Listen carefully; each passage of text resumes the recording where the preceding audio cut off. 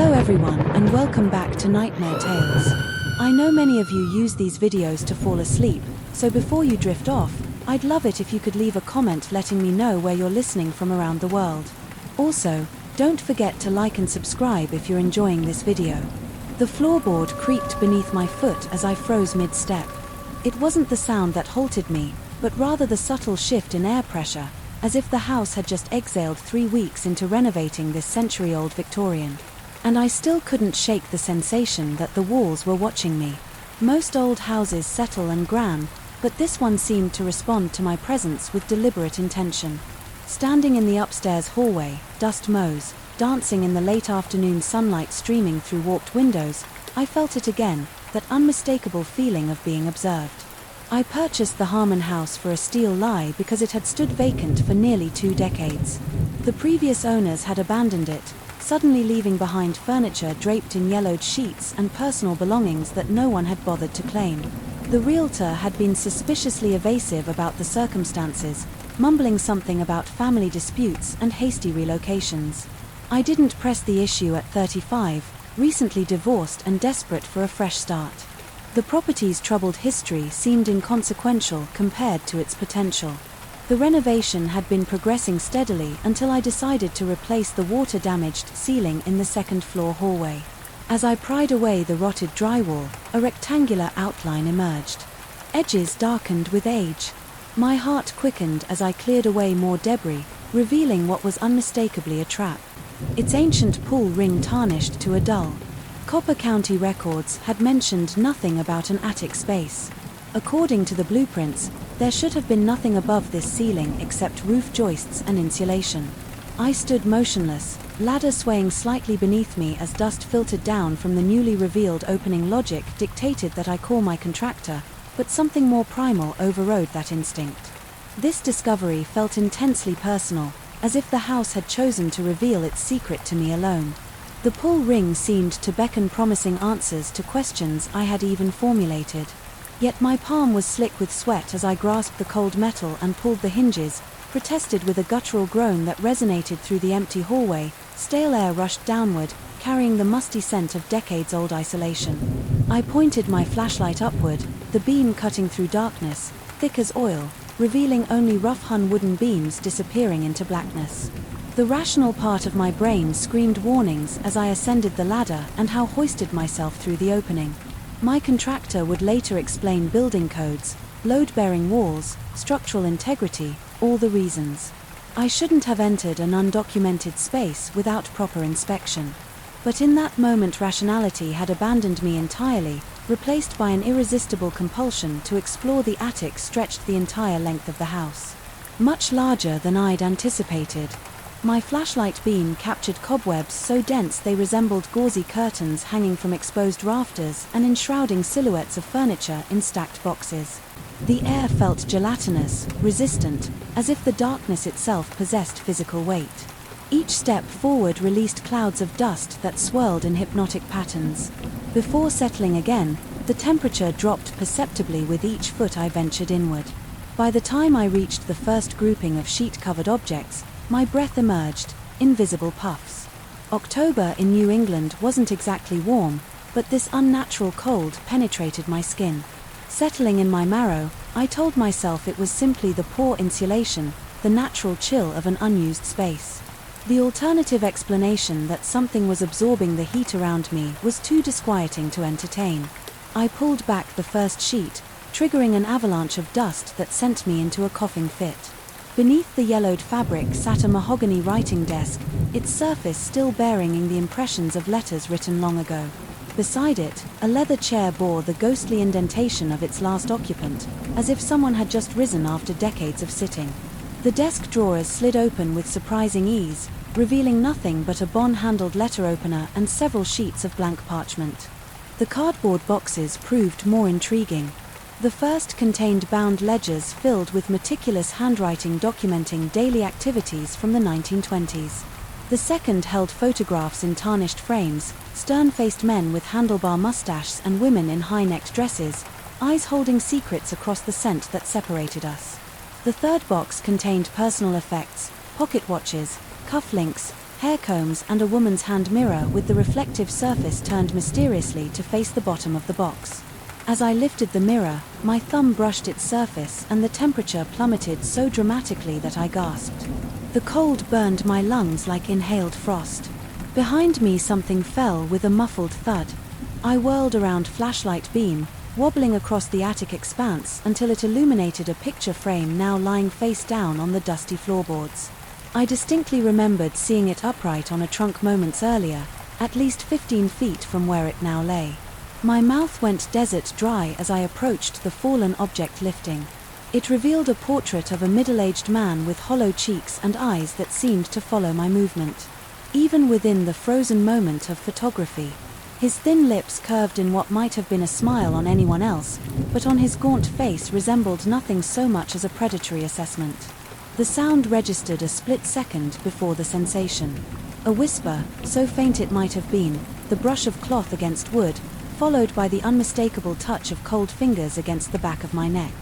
I spun around flashlight beam, slightlying wildly through empty air. My heart hammered against my ribs with such force I feared they might crack. The whisper came again, this time directly beside my ear. Unintelligible syllables delivered in a voice that seemed composed of rustling paper and creaking wood. I fled. There's no dignity in admitting it, but primal fear overwhelmed any curiosity or courage I might have possessed. I scrambled through the darkness, tangling in cobwebs that clung to my face like desperate hands, tripping over unseen obstacles that seemed to materialize in my path. When I finally reached the trap door, I practically threw myself down the ladder, slamming the portal shut with such force that plaster dust rained from the ceiling. I spent that night in a hotel, telling myself I simply needed distance from the renovation, dust, and debris. But sleep eluded me as my mind replayed those seconds.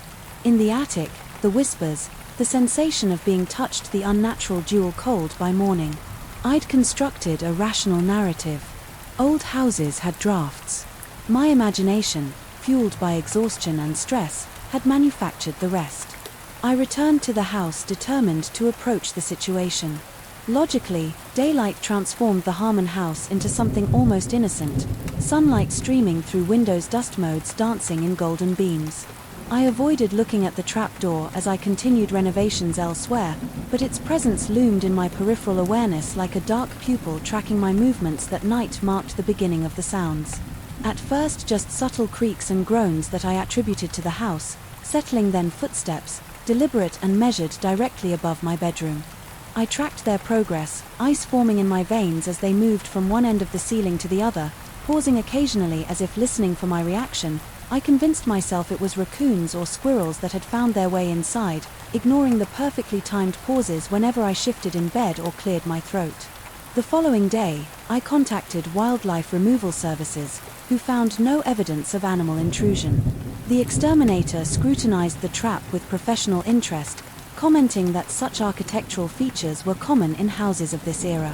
When I hesitantly mentioned the footsteps, he attributed them to expansion and contraction of old wood.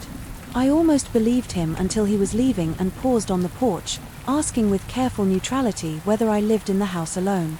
Something in his expression, a mixture of concern and relief that he wasn't staying, left me profoundly unsettled. That night the whispers returned, no longer confined to the attic. They emanated from heating vents, from inside the walls, from the darkened corners of my bedroom. Sometimes they formed what sounded almost like words.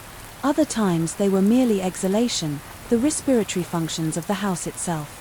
I lay rigid beneath my blankets, sweat-soaked despite the unnatural chill as shadows in the corners grew more substantial, stretching across the ceiling in patterns that suggested limbs and twisted torsos. Morning brought clarity and shame at my childish fears. I spent the day installing new lighting fixtures, deliberately creating as much noise as possible. The house responded with silence, patient watching silence. For 3 nights this pattern continued, whispers and footsteps. After sunset, rational explanations. At dawn I began keeping a journal documenting times and locations of the phenomena, trying to establish patterns. Sleep deprivation clouded my thinking, transforming everyday objects into lurking threats in my peripheral vision. My hands trembled constantly.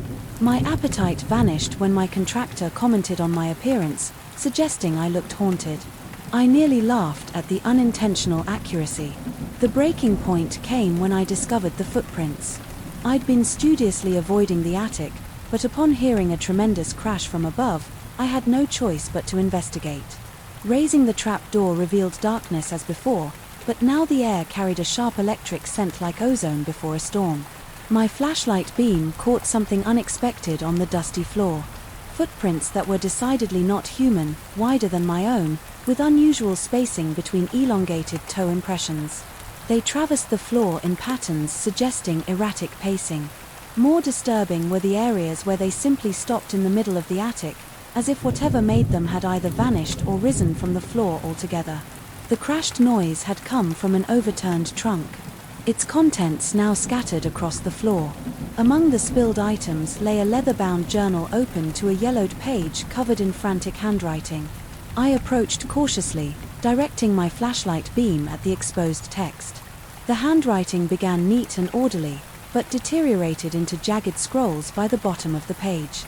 The content described experiments in dimensional permeability and thinning the veil between worlds.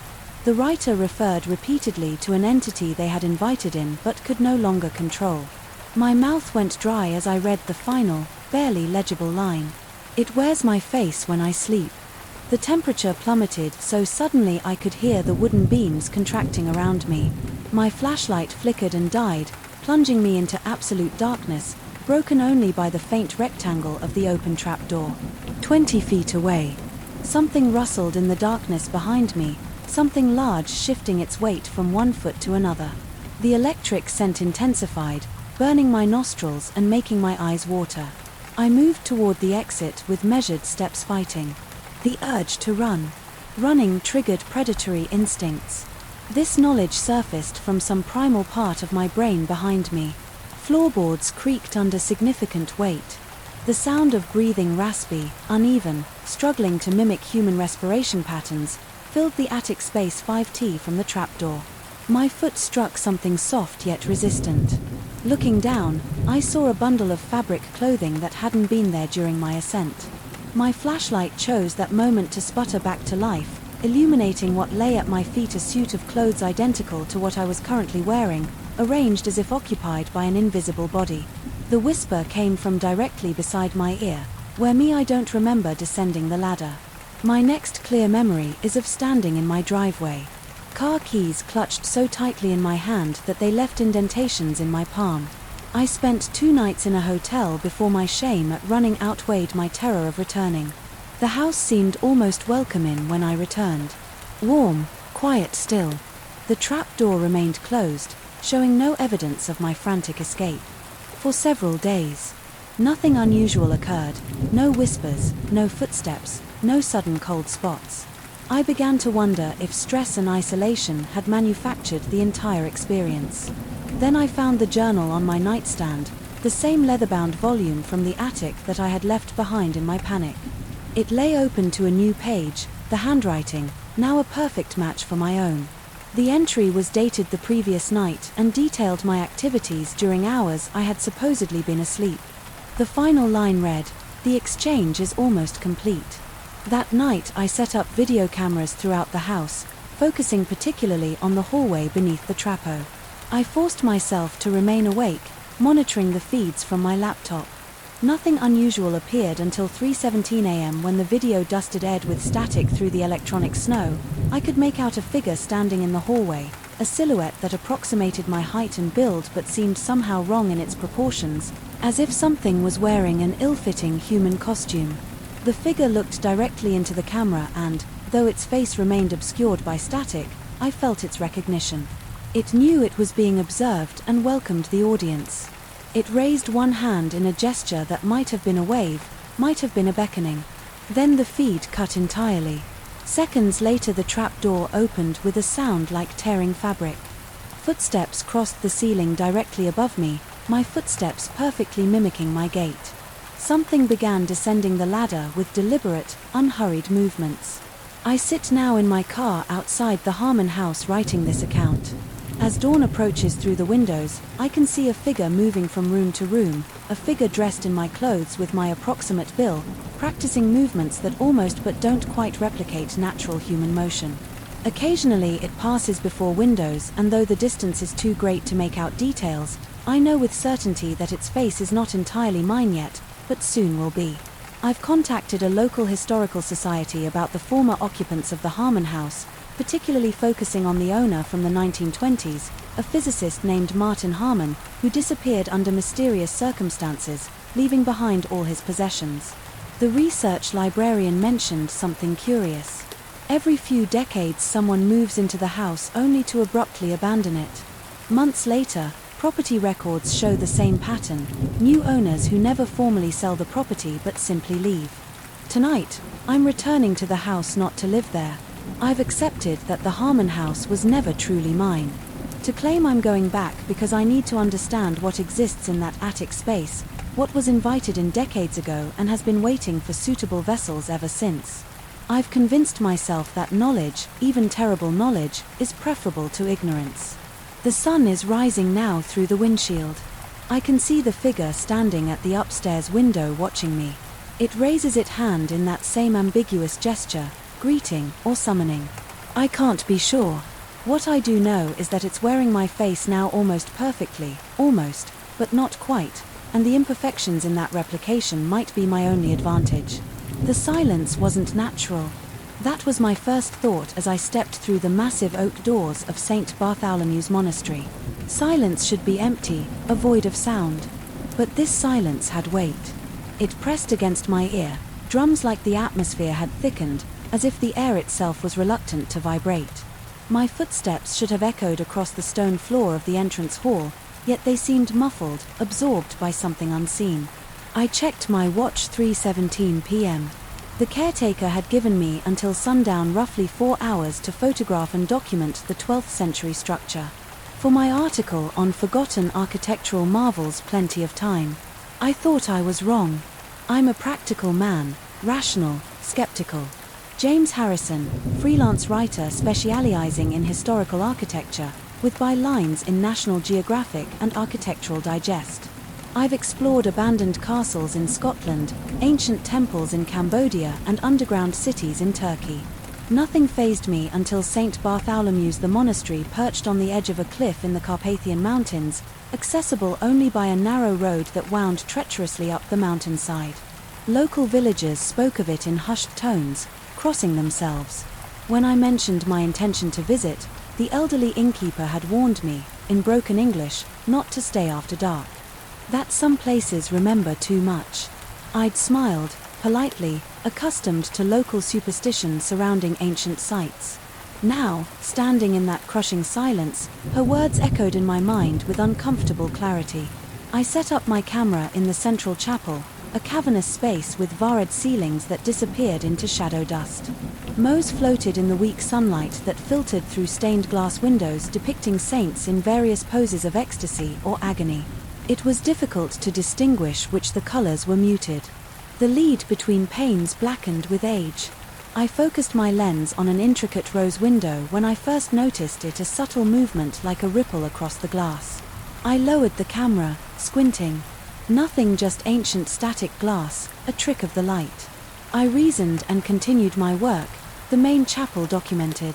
I moved deeper into the monastery, following a corridor that led to what had once been the monks' living quarters. Small cells lined both sides, each identical. A narrow stone shelf that had served as a bed, a small window cut into the thick wall, a crude wooden crucifix.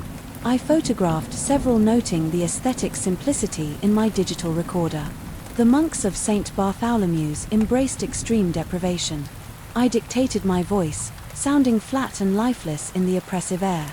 These cells more closely resembled prison cells than living quarters. It was in the third cell that I first heard it. A sound so faint. I initially thought it was the wind finding its way through some unseen crack, but there was no draft, no movement of air. I stood perfectly still, straining to listen. There it was again, a whispered chant, multiple voices intertwining in a language I couldn't identify, not Latin, not Greek, not any European tongue I recognized. The syllables seemed to slither through the air, consonants catching on impossible angles. Vowels stretched beyond human capacity. I stepped back into the hallway, expecting the sound to fade. Instead it followed, maintaining the same volume regardless of where I moved. I cleared my throat. A deliberate sound to combat the unnatural chanting hello. I called out immediately, feeling foolish. The monastery had been abandoned for centuries, and the caretaker remained in his cottage at the base of the mountain. My voice didn't echo as it should have. Instead it seemed to be swallowed by the stones themselves. The chanting stopped abruptly. The silence that followed was even more disturbing. I returned to my work with forced determination, moving methodically through the monastery's east wing. My camera's shutter clicked loudly in the stillness as I documented dormitories, the refectory, the scriptorium, where monks had painstakingly illuminated manuscripts throughout it all. I couldn't shake the feeling of being observed. Every few minutes, I would turn, suddenly convinced I would catch someone or something in my peripheral vision. But there was never anything there, just ancient stone and dust. By 4:45 p.m. I had reached the western transept, where large stained glass windows depicted scenes of martyrdom in graphic detail. As I photographed a particularly vivid depiction of Saint Sebastian pierced with arrows, sweat began to trickle down my spine, despite the persistent chill. The face of the saint seemed too real, the agony too present, and then, unmistakably, his glass eyes shifted to look directly at me. I stumbled backward, my heart hammering against my ribs. The rational part of my brain scrambled for explanations, a play of light, an optical illusion caused by the centuries-old imperfections in the glass.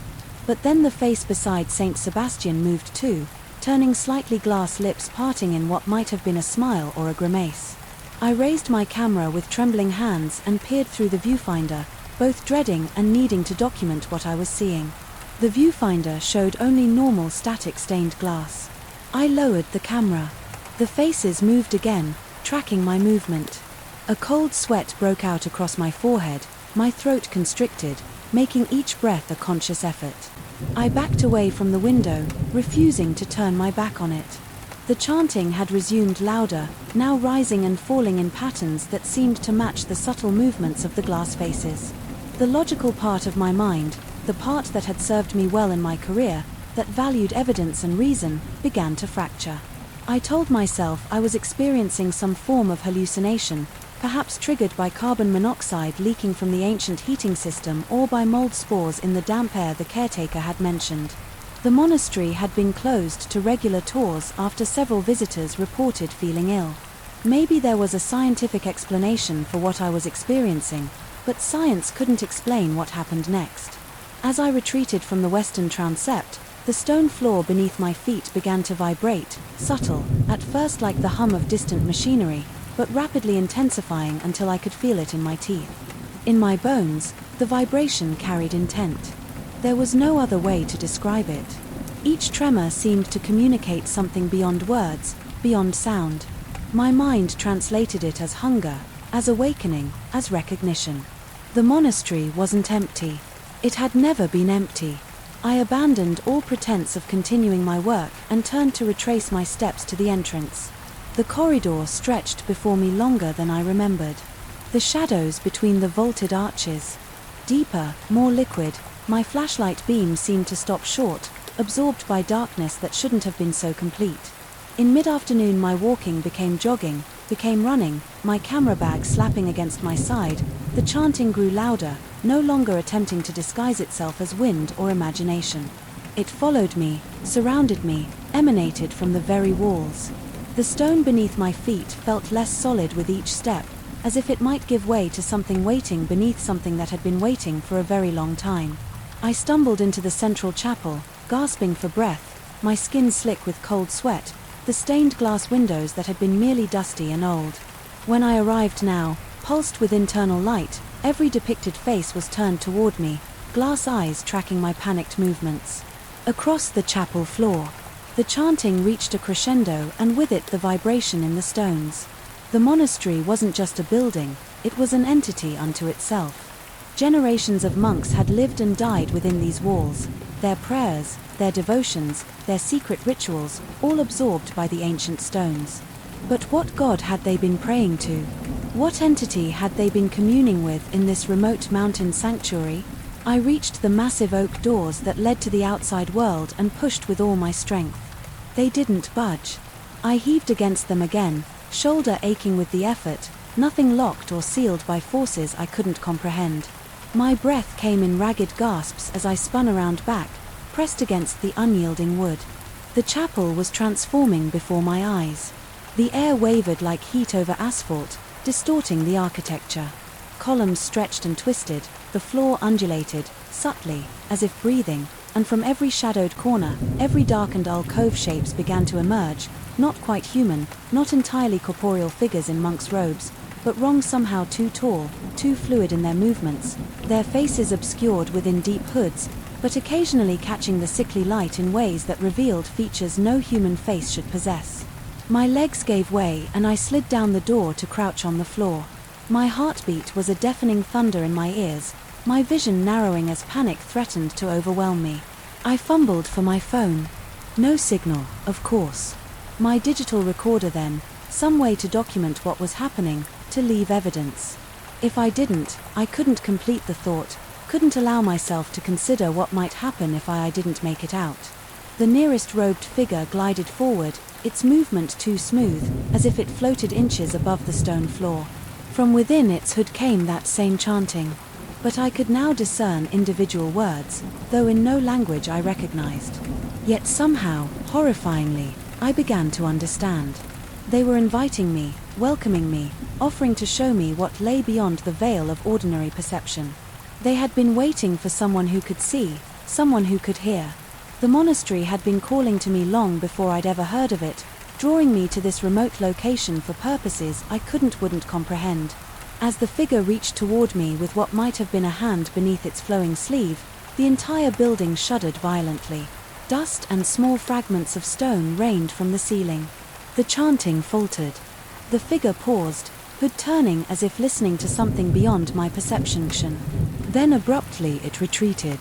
The other figures melted back into shadows. The vibration in the floor subsided to a dull hum. The faces in the stained glass windows slowly reluctantly returned to their original positions. Behind me, I heard the click of the door lock disengaging. I didn't question my sudden reprieve. Clutching my camera bag, I scrambled to my feet and pulled the door open, nearly falling into the late afternoon sunlight. I ran down the ancient stone steps, not stopping until I reached my rental car. Parked in the small gravel lot. My hand shook so violently I could barely insert the key into the ignition. As I sped down the treacherous mountain road, I glanced in the rearview mirror. The monastery stood silhouetted against the darkening sky, its silhouette sharp and mundane, betraying nothing of what dwelled within its walls, but in the highest window of the bell tower, a window I hadn't noticed during my visit, a window that caught the last rays of sunlight like a gleaming eye. Something moved. I never wrote the article about St. Bartholomew's Monastery.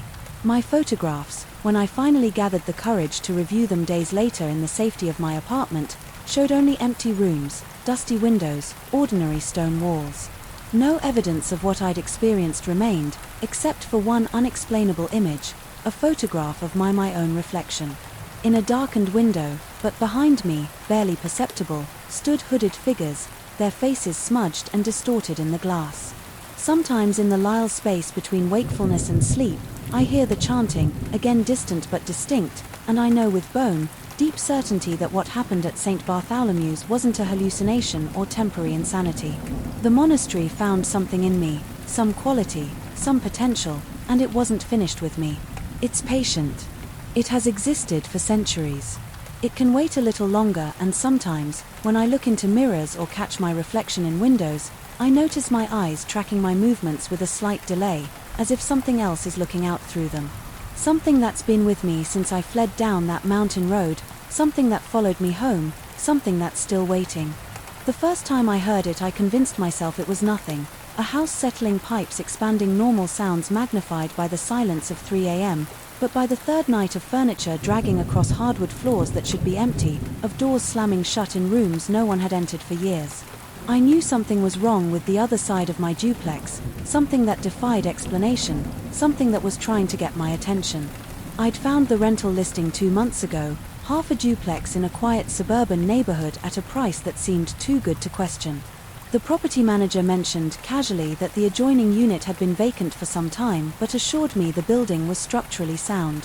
What he failed to mention was that the thin walls between us would become a membrane between worlds. Tonight, as I lie awake at 2:47 a.m., the footsteps begin again. They're distinctive, hollow, as if the floor beneath them isn't quite solid. They pace methodically overhead, directly mirroring the layout of my own bedroom. My heart pounds against my ribs. Each beat a thunderclap in my ears. I've learned the pattern now. First the footsteps, then the dragging sound. Then a door will slam somewhere in the vacant half. I mouth the countdown. 3, 2, 1, slam right on cue. My hand trembles as I reach for the glass of water on my nightstand. The cold liquid does nothing to relieve the dryness in my throat. I've asked neighbors about the previous tenant, but they exchanged glances and changed the subject. No one will talk about it. The only straight answer I've gotten was from Mrs. Levinson across the street, who said the place had been empty since the incident. Then promptly shut her door in my face. Yesterday I confronted the property manager, Marshall, demanding to know if someone had access to the other unit. My voice cracked. With a week of sleepless nights, he seemed genuinely confused, insisting that no one had entered that side in years. He even pulled up the security system logs on his tablet. No recorded entries, no motion detections, nothing. As he scrolled through empty data, I noticed beads of sweat forming on his upper lip, despite the office's aggressive air conditioning look. He said, finally not meeting my eyes. Sometimes, with these old buildings, sound travels in strange ways. Could be raccoons, could be the plumbing, but I promise you there's nobody in there. I didn't believe him. Raccoons don't drag furniture, plumbing doesn't walk with purpose. Tonight I've decided to end the mystery. The narrow hallway is cold against my bare feet as I move toward my front door, flashlight clutched in my white-knuckled grip. Outside, the neighborhood sleeps under a moonless sky. The other entrance, identical to mine but with peeling paint and a tarnished doorknob, stands like a dark mirror to my own. I hesitate, my breath forming small clouds in the night air. My lock-picking skills are non-existent, so I opt for a more direct approach. The crowbar in my hand feels substantial, grounding. With 3 sharp strikes, the ancient lock gives way with a groan that seems too loud for the sleeping street. I freeze, waiting for lights to flip on, for concerned neighbors to investigate. Nothing, just the wind through autumn leaves and my own ragged breathing. The door swings inward on protesting hinges. The smell hits me. First stale air and dust, but underneath something else, something like ozone. After a lightning strike, metallic and charged, my flashlight beam cuts through darkness, revealing an interior layout identical to my own unit but stripped and decayed dust coats. Every surface, sheets drape over sparse furniture like shrouds. Cobwebs stretch across corners undisturbed for what must be years. This place couldn't possibly be the source of the sounds I've been hearing. No one has walked these floors in ages. Yet, as I stand in the entryway, a floorboard creaks overhead, distinct, deliberate. My mouth goes dry. The hair on my arm stands at attention. I should leave. I should board up this door and call it a night. Instead, I find myself moving deeper inside, drawn forward by a compulsion I can't name. My flashlight beam trembles across walls where rectangular outlines show where pictures once hung. In the kitchen, a single cabinet door hangs askew. The refrigerator stands open, its interior dark and long empty. The stairs protest under my weight as I ascend each step, producing a symphony of creaks that seems impossibly loud. In the silence, sweat trickles down my spine. Despite the chill at the top of the stairs, I pause, listening. A murmur comes from behind the door that, in my unit, would lead to the master bedroom. It's not quite a voice, more like the memory of sound, a whisper playing on repeat just below the threshold of comprehension. My hand hovers over the doorknob, slick with sweat.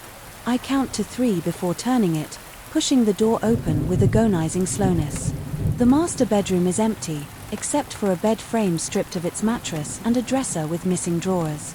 My flashlight beam skitters across the room, revealing nothing that could explain the noises, nothing that could produce the murmuring that I can still hear now, seeming to come from the walls themselves. Then my light catches something in the corner, Shards of reflective glass scattered beneath a large rectangular outline on the wall, a mirror broken. I approach cautiously, glass crunching beneath my shoes. Most pieces lie directly below, but one shard remains in the frame, angled in such a way that it reflects a portion of the room behind me. And in that reflection stands a man. My body goes rigid, heart stopping before restarting at triple speed. His tall gaunt, dressed in clothes that might have been fashionable decades ago. His face is obscured by shadow, but his posture suggests he's watching me. Intently. I whirl around flashlight beam, slashing through empty air. There's no one there, no one at all. When I turn back to the mirror, shard, he's still there, motionless watching. A scream builds in my throat, but emerges as a strangled whimper. The fragment doesn't reflect me, only him and a version of the room that looks cleaner, newer, inhabited. I back away until I hit the opposite wall, my breath coming in short, insufficient gasps. The mirror fragment has fallen face down and I don't dare approach to right it. I flee down the stairs, nearly falling in my haste. At the bottom I collapse against the wall, drawing deep, shuddering breaths. My rational mind scrambles for explanations. A trick of the light, an hallucination born of sleep deprivation, anything but accepting what I just saw. That's when I notice it. The furniture in this living room has shifted position since I entered. The sheet-covered couch now sits at an angle as though recently dragged. One of the sheets has partially slipped, revealing upholstery that doesn't match the 1970s aesthetic of the house. It looks modern, new, like my own furniture. Understanding crashes over me like ice water. The layout isn't just similar, it's identical because it's a reflection. The vacant side doesn't mirror my unit. It reflects it like that mirror fragment upstairs. But reflections aren't supposed to move independently of their source. They aren't supposed to drag furniture in the middle of the night. Over the following days I researched the property's history obsessively. The local library yields nothing unusual. The duplex was built in 197, three changed hands several times. I find no record of deaths or tragedies. Nothing to explain a haunting. My nights are spent sleepless listening to the movements on the other side, trying to discern patterns. One name keeps appearing in the property records, Richard Keller, who owned both units from 1988 to 2017 when ownership transferred to the current management company. Finding Keller proves difficult. He seems to have vanished after selling the property. Social media yields nothing. It's as if the man ceased to exist the moment he signed over the deed. A week after my initial break-in, I returned to the vacant unit. I've convinced myself that daylight will reveal a rational explanation, something I missed in my panicked midnight exploration. The broken lock has been replaced. The management company's work, no doubt, but I've come prepared. This time the new lock yields to my amateur picking attempt. After several frustrating minutes inside dust modes, dance in sunbeams that struggle through grimy windows, the place looks different, in daylight, less menacing, more pathetic. I climb the stairs with more confidence than before, though my heart still races. With each step, the master bedroom door stands ajar, just as I left it. The broken mirror fragments remain scattered on the floor. But something's changed. The largest shard, the one that showed the reflection, has been moved. It now stands propped against the wall, angled to catch the light from the window. I approach cautiously, staying out of its reflective path. From an angle I can see what it shows, my own unit, my own bedroom, but occupied. The man sits on the edge of my bed, head in his hands. This time I can see his face, my face, but wrong. Older, more haggard, with eyes that have seen too much. Something in my mind recoils, refusing to process what I'm seeing. I back away, but my foot catches on a floorboard that gives way with a crack. I stumble and, in regaining my balance, pass directly in front of the mirror shard. Our eyes meet mine and not mine, and recognition flares in his gaze. He stands suddenly, mouth opening as if to speak. The mirror fragment wobbles, then falls flat with a crash that seems to echo beyond what such a small piece of glass should produce. I run again, but the questions follow me home. That night the noises take on new significance.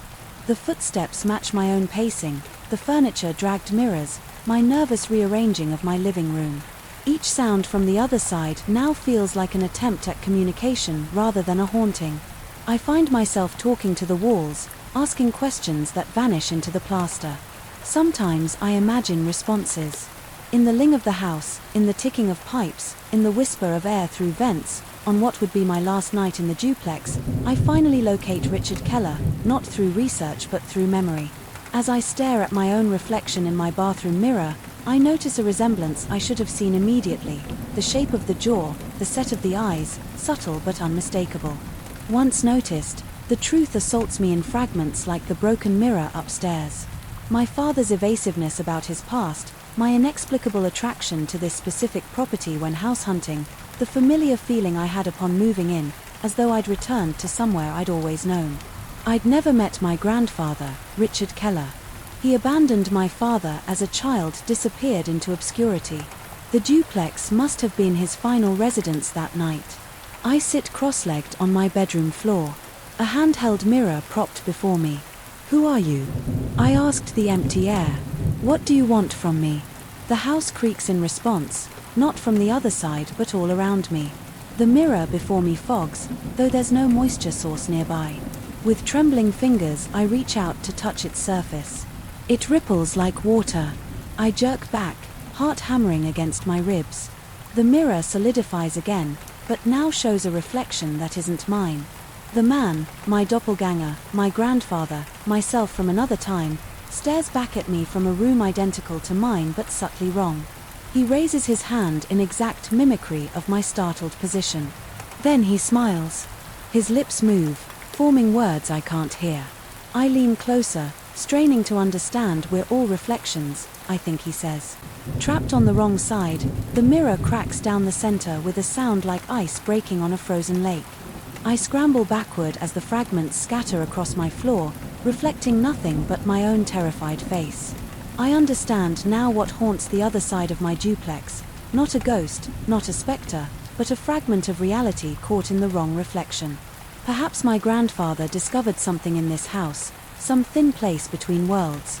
Perhaps he tried to cross over and became trapped between states of existence, neither fully here nor fully there.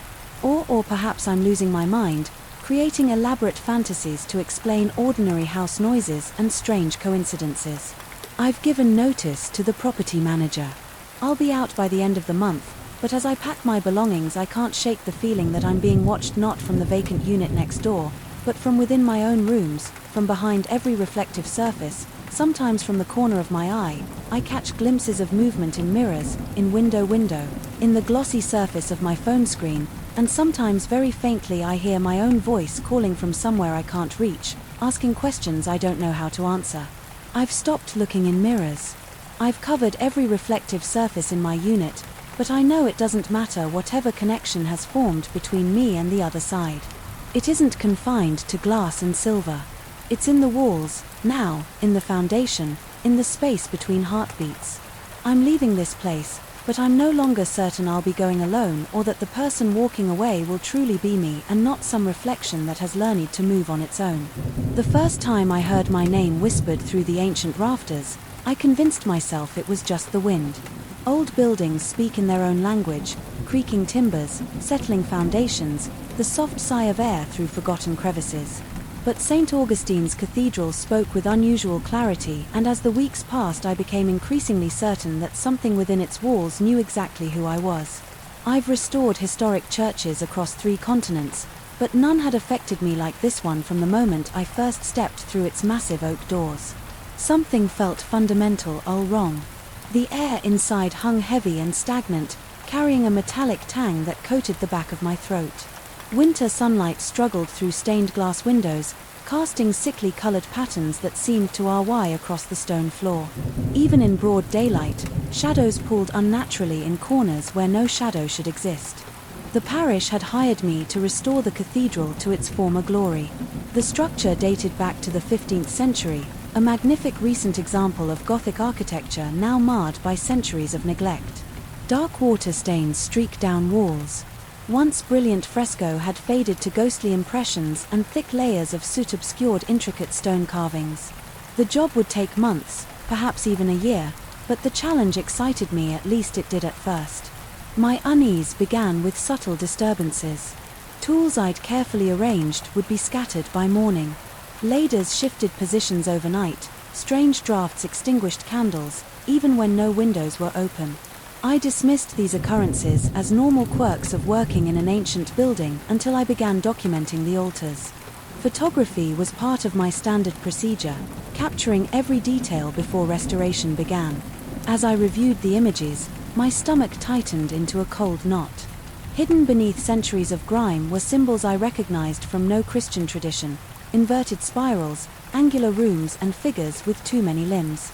I enhanced the photos, certain I was misinterpreting, but the clarity only confirmed my suspicions. These weren't decorative elements.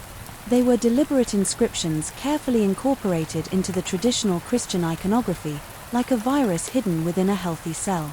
I approached Father Daniels, the elderly priest who oversaw the parish, without directly mentioning the symbols. I asked about the church's history. His face remained carefully neutral.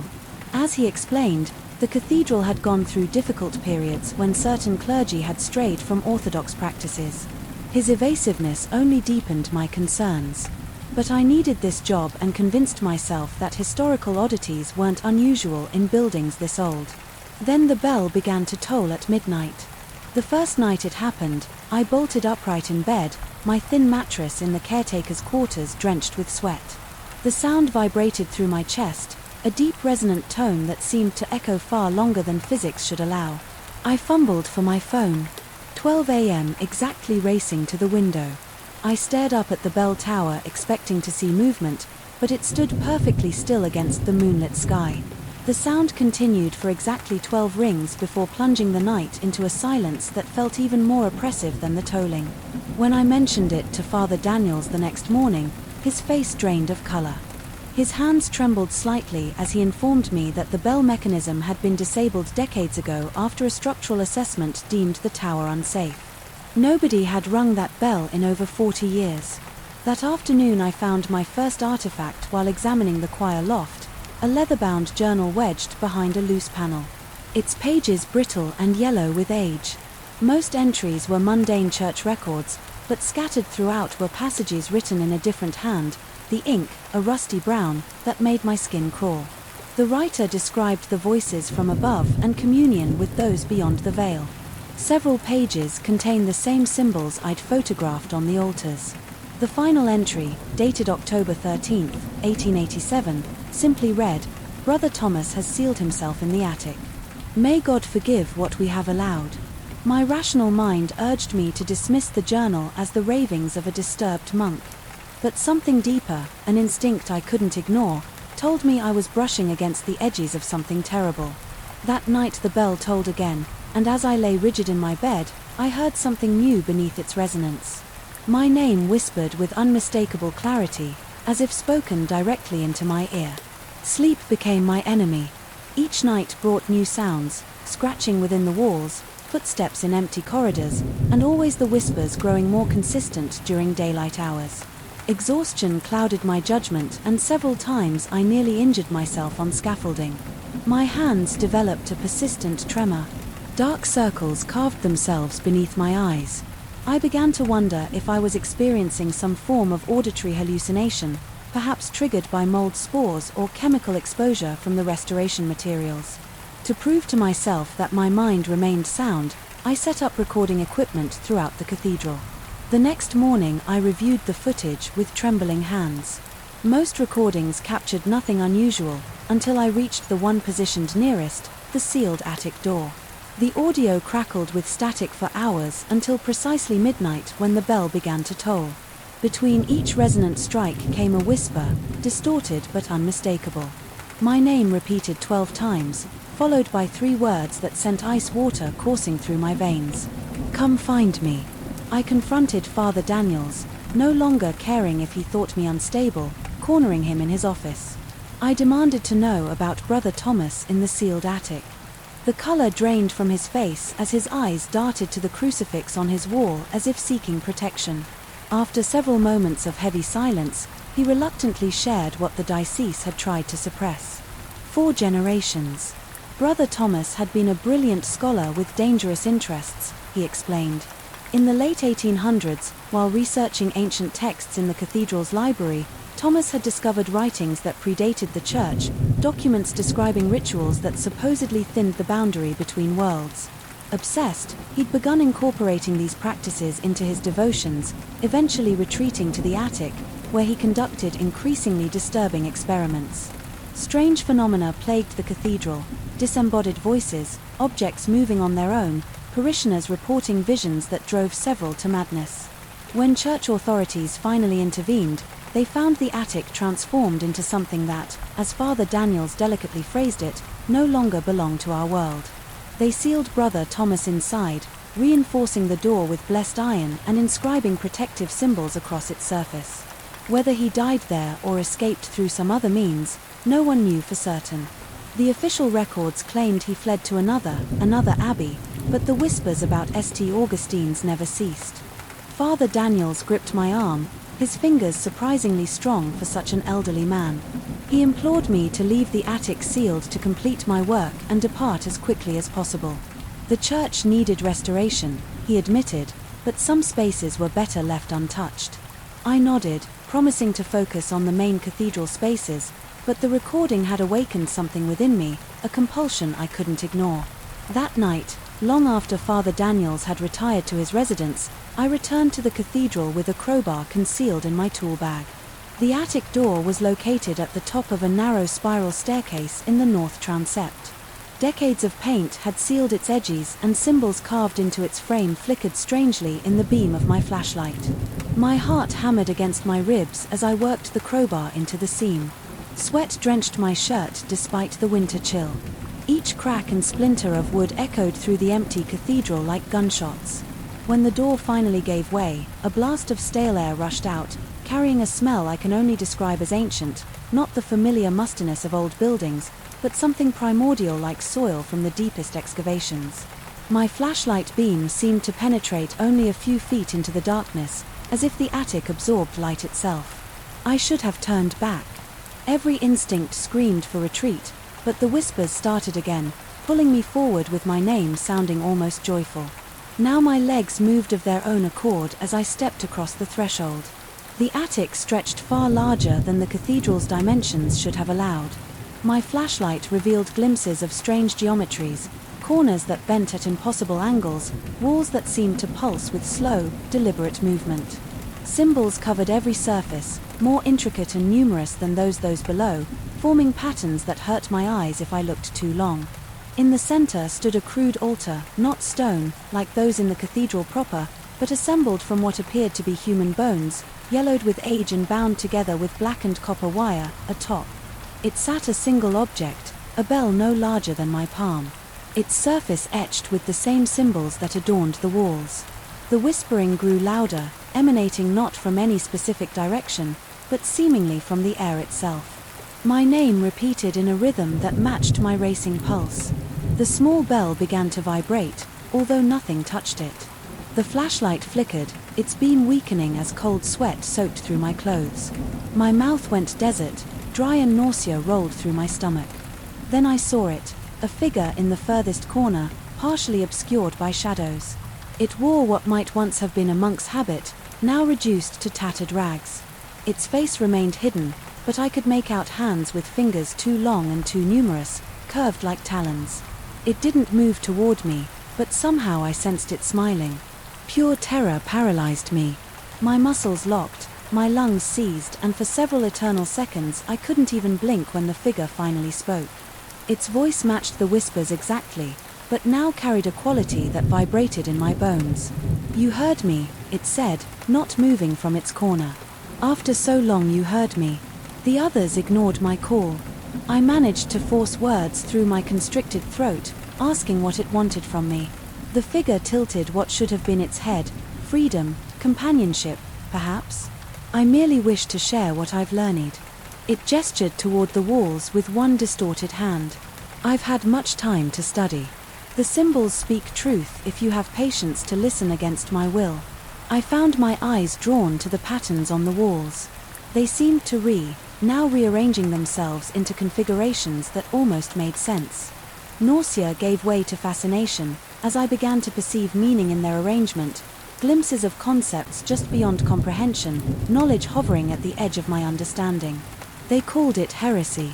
The figure continued, but I merely sought what lies beyond the veil. There are spaces between worlds, passages that have always existed. I found one, or perhaps it found me. Its words resonated with an awful logic. I felt something shift in my perception, as if reality itself had become thin and malleable. The attic seemed to expand further its boundaries, blurring the air thickened, pressing against my skin in like invisible hands. Then the church bell began to toll, though midnight had long passed. Each resonant strike sent vibrations through the attic, disrupting the symbol's hypnotic patterns. The figure recoiled its form, flickering like a bad television signal. I blinked rapidly, the spell broken, and suddenly recognized the danger. With crystal clarity, I backed toward the door, maintaining eye contact with the shadowed figure. It made no move to stop me, but the disappointment in its voice cut through the tolling bell. They always leave, but I remain, and now you've opened the door. Those words chased me down the spiral staircase. I slammed the attic door shut behind me, wedging my crowbar through its handle and against the stone wall, fumbling with shaking hands. I managed to take a photograph of the door's protective symbols before fleeing the cathedral entirely. I didn't stop running until I reached my car, lungs burning and legs trembling as I gripped the steering wheel, trying to control my ragged breathing. A terrible realization dawned. The thing in the attic was right. I had opened the door. That was 3 weeks ago. I broke my contract with the Dasses, citing a family emergency. Father Daniels didn't question my sudden departure. Perhaps he recognized the haunted look in my eyes. I've since consulted experts in religious history, showing them my photographs of the symbol without revealing their source. Their reactions ranged from academic curiosity to outright fear, with one elderly professor refusing to discuss them at all. I've sealed the photographs and journal in a safety deposit box and moved to another state. But distance provides little comfort. Sometimes, in the lull space between wakefulness and sleep, I hear whispers calling my name, and every night at midnight, no matter where I am, I feel the vibration of a twin bell, not in my ears but deep in my chest, as if it rings within me. I've come to understand what happened at St. Augustine's. Brother Thomas didn't discover ancient rituals. He became one. The thing in the attic wasn't trapped. It was waiting, and in my arrogance and curiosity I provided exactly what it needed, an open door and a willing ear. I don't know if it can follow me or if its influence is limited to the cathedral, but I understand now why Father Daniels looked so haunted when he spoke of the attic. It wasn't fear of what remained sealed inside. It was the terrible knowledge that some doors, once opened, can never truly be closed again. The moment I stepped through the ornate double doors of the Echo Harbor Hotel, I knew something was wrong, not with the structure I'd assessed dozens of abandoned buildings in my 15 years as a restoration architect, but with the air itself. It hung heavy, as if the decades of vacancy had compressed rather than dissipated the atmosphere. The faded crimson carpets seemed to absorb the beam of my flashlight, creating a tunnel of burgundy stretching before me that appeared simultaneously inviting and threatening. My footsteps made no sound as I ventured inside, despite the layer of dust that should have crunched beneath my boots. I've always prided myself on my rationality, the ability to see potential where others see. Only decay is what made me successful in my field. But rationality requires predictability, and the Echo Harbor Hotel defied all architectural logic from the first moment. The assessment should have been routine. The City Council had finally approved the renovation budget for the historical landmark that had been abandoned since 1978. My job was to document structural integrity, create a preservation plan and determine what could be salvaged. A 2-day job, 3 at most. I consulted my floor plans as I moved through the grand lobby. The massive chandelier above, draped in cobwebs, still retained hints of its crystal brilliance. My watch read 9:17 a.m., giving me plenty of daylight to work with, though the boarded windows allowed only thin slivers of morning light to penetrate the gloom. The first anomaly appeared as I approached the east wing corridor. According to my blueprints, it should have extended roughly 60 feet before branching into the first floor guest rooms. But as I walked, the corridor seemed to stretch before me, the end receding further. With each step I blinked hard, attributing the illusion to the monotonous pattern of the carpet and the poor lighting. After what felt like several minutes of walking, I stopped. A cold sweat had broken out across my forehead, despite the chill in the air. I'd walked well over 100 feet and the corridor showed no signs of ending. I turned back, determined to reorient myself with the lobby. 15 steps later I found myself standing before an elevator bank. I hadn't passed before. My heart rate quickened as I consulted the blueprints again. The elevator should have been in the central atrium, not the east wing. I moved closer, noticing the brass indicator above showed the elevator car was approaching this floor. The needle moved smoothly upward, stopping with a soft ding that echoed through the empty hallway. I took several steps backward, my rational mind searching for explanations. Perhaps there was a second bank of elevators not included in my outdated plans. Perhaps I'd misread my position. The doors remained closed, but from behind them came the unmistakable sound of conversation, the murmur of voices, the clink of glasses, faint laughter. Hello. I called out, my voice sounding flat and muffled, as if the air itself was dampening it. Building inspector on site, the voices continued. Oblivious to my call, I reached toward the elevator. Call button, then hesitated, my fingers an inch from the tarnished brass. A rush of inexplicable dread stopped me. Instead I turned and walked briskly back the way I'd come, or at least where I thought I'd come from. The corridor branched into 3 separate hallways, all identical, all with the same faded crimson runner, the same gilded sconces on the walls, the same numbered room doors stretching into the distance. I checked my phone to pull up the digital blueprints, but the screen showed no service and the battery had mysteriously drained to 15%, despite having been fully charged.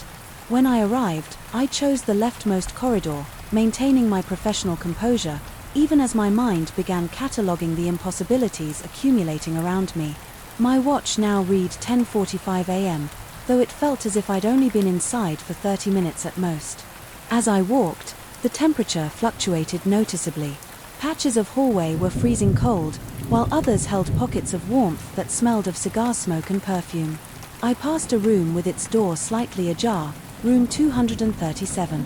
From inside came the sound of big band music and the clattering of dishes. I pushed the door wider with my clipboard. The room was empty, coated in dust, the furniture covered in yellowed sheets. The music stopped abruptly.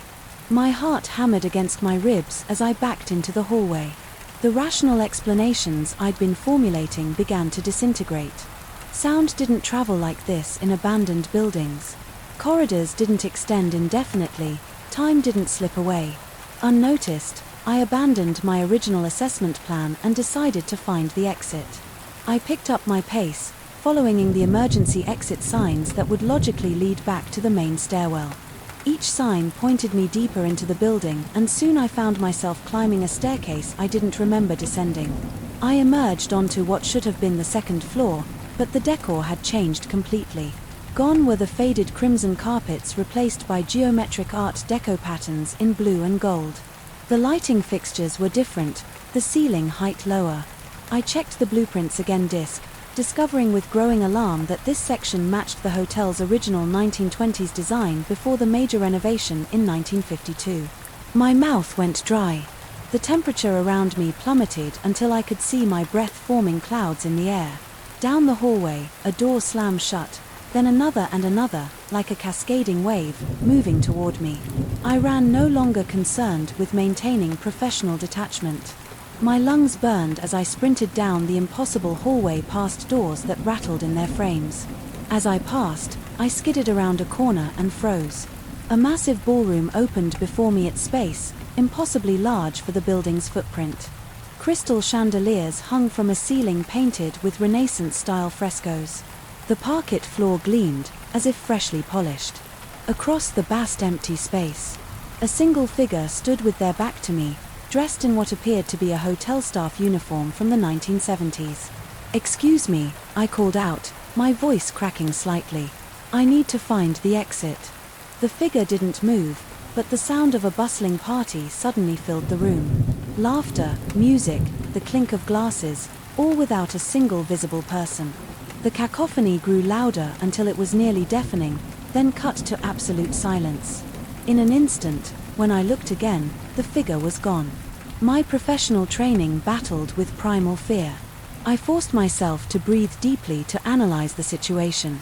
Logically, old buildings often had acoustic anomalies. The stress of working alone, combined with the historical ambience, could trigger auditory parolia. The disorientation could be caused by poor air quality, perhaps mold spores or asbestos. But none of those explanations accounted for finding myself on a floor I hadn't climbed to or corridors that defied physical dimensions.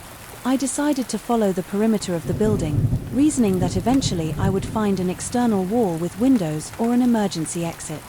As I implemented this plan, I noticed that my watch now read 3:38 p.m., though no significant light change was visible. Through the few uncovered windows I passed. After what seemed like hours of walking, I stumbled upon a service area, a small break room with a bulletin board covered in yellowed notices. The most recent date I could find was October 17, 1978. Next to the time clock hung a black and white staff photograph. I leaned closer, studying the solemn faces of bellhops, maids, and management. My blood turned to ice water in my veins. In the back row, partially obscured but unmistakable, was my own face. I staggered backward, my clipboard clattering to the floor. That was impossible. I wasn't born until 1985. Yet there I stood in a staff photo dated 7 years before my birth, wearing the uniform of a hotel manager. My expression blank and my eyes somehow wrong. Too dark, too empty. A wave of nausea hit me as the room began to spin. The walls seemed to breathe, expanding and contracting like a giant lung. The floor beneath me softened the linoleum, rippling like water. I grabbed the door frame to steady myself, my knuckles white. With the effort it recognizes you now came a voice from behind me. I whirled around to find an elderly maintenance man standing in the corridor. His weathered face impassive as he leaned on a mop. I hadn't heard him approach, and his sudden presence sent another jolt of adrenaline through my system. He gestured vaguely at the walls around us. The hotel, he clarified, though I hadn't asked. It pulls back those who belong to it. I wanted to dismiss him as a hallucination, but the solid presence of another human being, the first real person I'd encountered, anchored me momentarily to reality. I asked him where the exit was. Trying to keep the desperation from my voice, the old man shook his head slowly, informing me that exits were relative in the Echo Harbor. Some people found them easily, others never did. He suggested that perhaps I wasn't meant to leave yet, that the hotel had business with me. Before I could question him further, a door slammed somewhere nearby and the maintenance man's attention snapped toward the sound. He gave me one last significant look before shuffling away, his form seeming to dissolve into the shadows of the hallway. I stood frozen for several moments, then collected my clipboard with trembling hands. The photograph on the bulletin board had changed. The figure that had worn my face was now blurred, as if someone had smudged it deliberately. Determined to escape, I chose a direction and walked purposefully, ignoring the whispers that seemed to follow me and the shadows that darted just at the edge of my peripheral vision.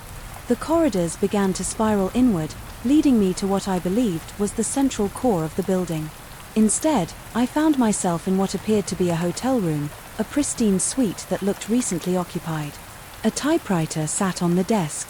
A half-finished page still rolled into the carriage. The bed was rumpled, a coffee cup on the nightstand still half full. On the desk lay a leather-bound journal opened to a page filled with handwritten notes. Against every instinct screaming at me to leave, I approached the desk and looked down at the journal. The handwriting was mine. The notes detailed architectural observations about the Echo Harbor Hotel, structural assessments, preservation recommendations, restoration priorities, all written in my distinctive script, but I hadn't written any of it. The last entry stopped mid-sentence. The corridors seemed to reconfigure when unobserved, suggesting that the building's footprint is not constrained by normal physical. My hand shook so badly I could barely turn the page. The next sheet was blank except for a single line. At the top, day 824 of assessment, I backed away from the desk, bumping into a full-length mirror. I hadn't noticed before. In the reflection I saw myself, but wearing the hotel manager's uniform from Theat Photograph, my face gaunt and eyes hollow. I raised my hand. The reflection did the same, but its movements seemed to lag by a fraction of a second. I ran through doorways that hadn't been there before, down staircases that spiraled impossibly past windows that showed night outside. Despite my watch, reading only 4:17 p.m., my lungs burned and my legs HDHD, but terror drove me forward. Eventually I collapsed against a wall, gasping for breath. When I looked up, I was back in the lobby where ID started. Watery daylight streamed through the front doors, which stood slightly ajar. Freedom beckoned just feet away. I approached cautiously, suspicious of the hotel's apparent willingness to release me. As I reached the threshold, I felt resistance, as if the air itself had thickened beyond the doors. I could see my car parked where I'd left it, impossibly still illuminated by morning light. With a final surge of determination, I pushed through the invisible barrier and stumbled into the parking lot. The fresh air hit my lungs like a shock, and I nearly fell to my knees in relief. I scrambled to my car, fumbling with the keys, constantly glancing back at the hotel's facade. As I pulled away from the Echo Harbor, I checked my watch again. It read 9:42 a.m. according to the dashboard clock. I had been inside for only 25 minutes. In my rearview mirror, the hotel's silhouette, wet, remained unchanged, its windows dark and empty. But as I turned the corner, I caught a glimpse of movement behind one of the third-floor windows, a figure in a dark suit watching my departure. I've submitted my resignation from the Echo Harbor project, citing health concerns. The City Council has already hired another architect to complete the assessment. In my dreams, I walk those endless crimson corridors, passing door after door. Sometimes I catch glimpses of my replacement wandering the same halls, looking increasingly lost and desperate, and sometimes when I pass reflective surfaces, a shop window, a bathroom mirror, a computer screen gone dark, I see myself in that hotel manager's uniform, my eyes patient and knowing, waiting for me to return to the assessment that never ends. Because deep down I know the truth, I never actually left the Echo Harbor Hotel. The world outside night is just another corridor, another illusion created by a place that rewrites reality to keep its secrets, and sooner or later all corridors lead back to those crimson halls. Some buildings have secrets that whisper from behind closed doors. Mine screams them through the walls at 3 a.m. I've lived in the Blackwood apartments for nearly 2 years now. It's an older high-rise, 15 floors of faded grandeur in a neighborhood that's seen better days. The rent is reasonable and management handles most problems efficiently enough. But there's that one peculiarity that all residents eventually notice, the complete absence of a 13th floor. Initially I assumed this was simple superstition. Many buildings skip from 12 to 14 to appease the TCOP phobic. But when I casually mentioned this to Mr. Torres, our building superintendent, his explanation caught me off guard. The 13th floor exists, he insisted, but remained unfinished due to budget constraints. When the original developer went bankrupt mid-construction, the current ownership never bothered completing it, leaving it as an empty concrete shell between the inhabited floors. I accepted this explanation without much thought. Until last Tuesday night, I was returning home late after working overtime on a deadline-critical project. The digital display in the main elevator flashed 2:17 a.m. As I leaned against its wood panel wall, eyes burning from hours of staring at spreadsheets, the elevator glided upward, the floor numbers illuminating sequentially, 10, 11, 12. The elevator stuttered momentarily, as it always did, between 12 and 14, a mechanical hiccup I'd grown accustomed to.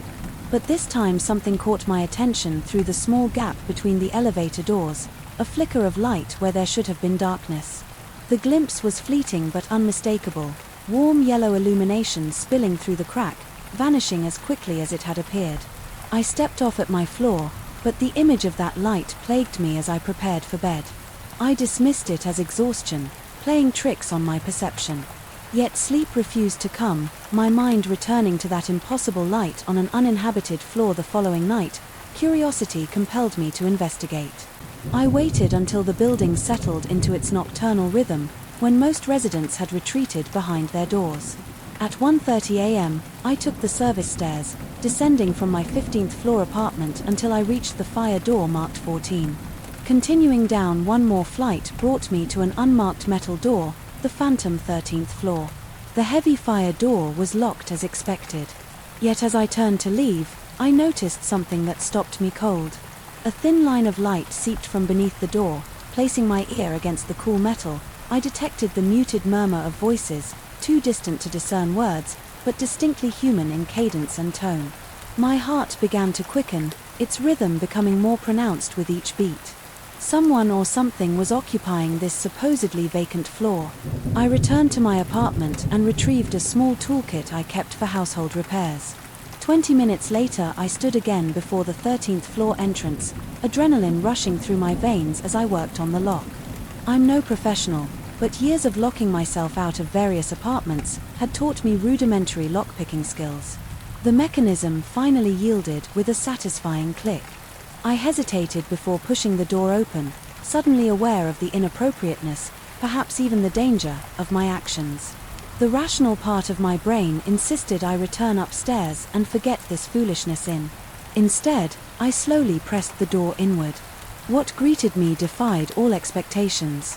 The service entrance opened onto a corridor that couldn't possibly exist within the building I knew, while the other floors featured utilitarian hallways with industrial carpeting and simple light fixtures. This space appeared meticulously designed and maintained. The walls were covered in cream-colored wallpaper with subtle gold patterns. Ornate sconces cast a warm glow over plush burgundy carpeting. Mahogany side tile decorated with fresh flower arrangements stood between elegant doors, each bearing brass numbers 1301, 1302, 1303. My mouth went dry. The air felt different here, heavier somehow, with an undercurrent of something I couldn't identify. A faint scent of vanilla and sandalwood hung in the atmosphere, undercut by something else, something metallic and organic. I swallowed hard, my throat constricting as I took hesitant steps forward. The corridor extended far longer than the building's dimensions should allow, curving slightly where it should have terminated at a fire escape. Each door I passed was identical, solid wood with intricate carvings around the frame. The silence was absolute, contradicting the voices I'd heard moments earlier. As I ventured deeper, the feeling of being watched intensified. The hairs on my arms and neck stood rigid, a primitive response to perceived threat. Though I saw no one, I sensed eyes tracking my movement from behind the closed doors. My breathing grew shallow, each exhale visible as a small cloud in the increasingly cold air. I stopped outside apartment 1307, compelled by some instinct I couldn't explain. Unlike the others, this door stood slightly ajar, a sliver of deeper darkness beyond my skin prickled with goose flesh. Logic demanded retreat, yet I found myself pushing the door wider. The apartment within was furnished as if its occupants had just stepped out momentarily. A half-empty cup of coffee sat on a side table, still faintly steaming. A newspaper was spread open on a leather armchair.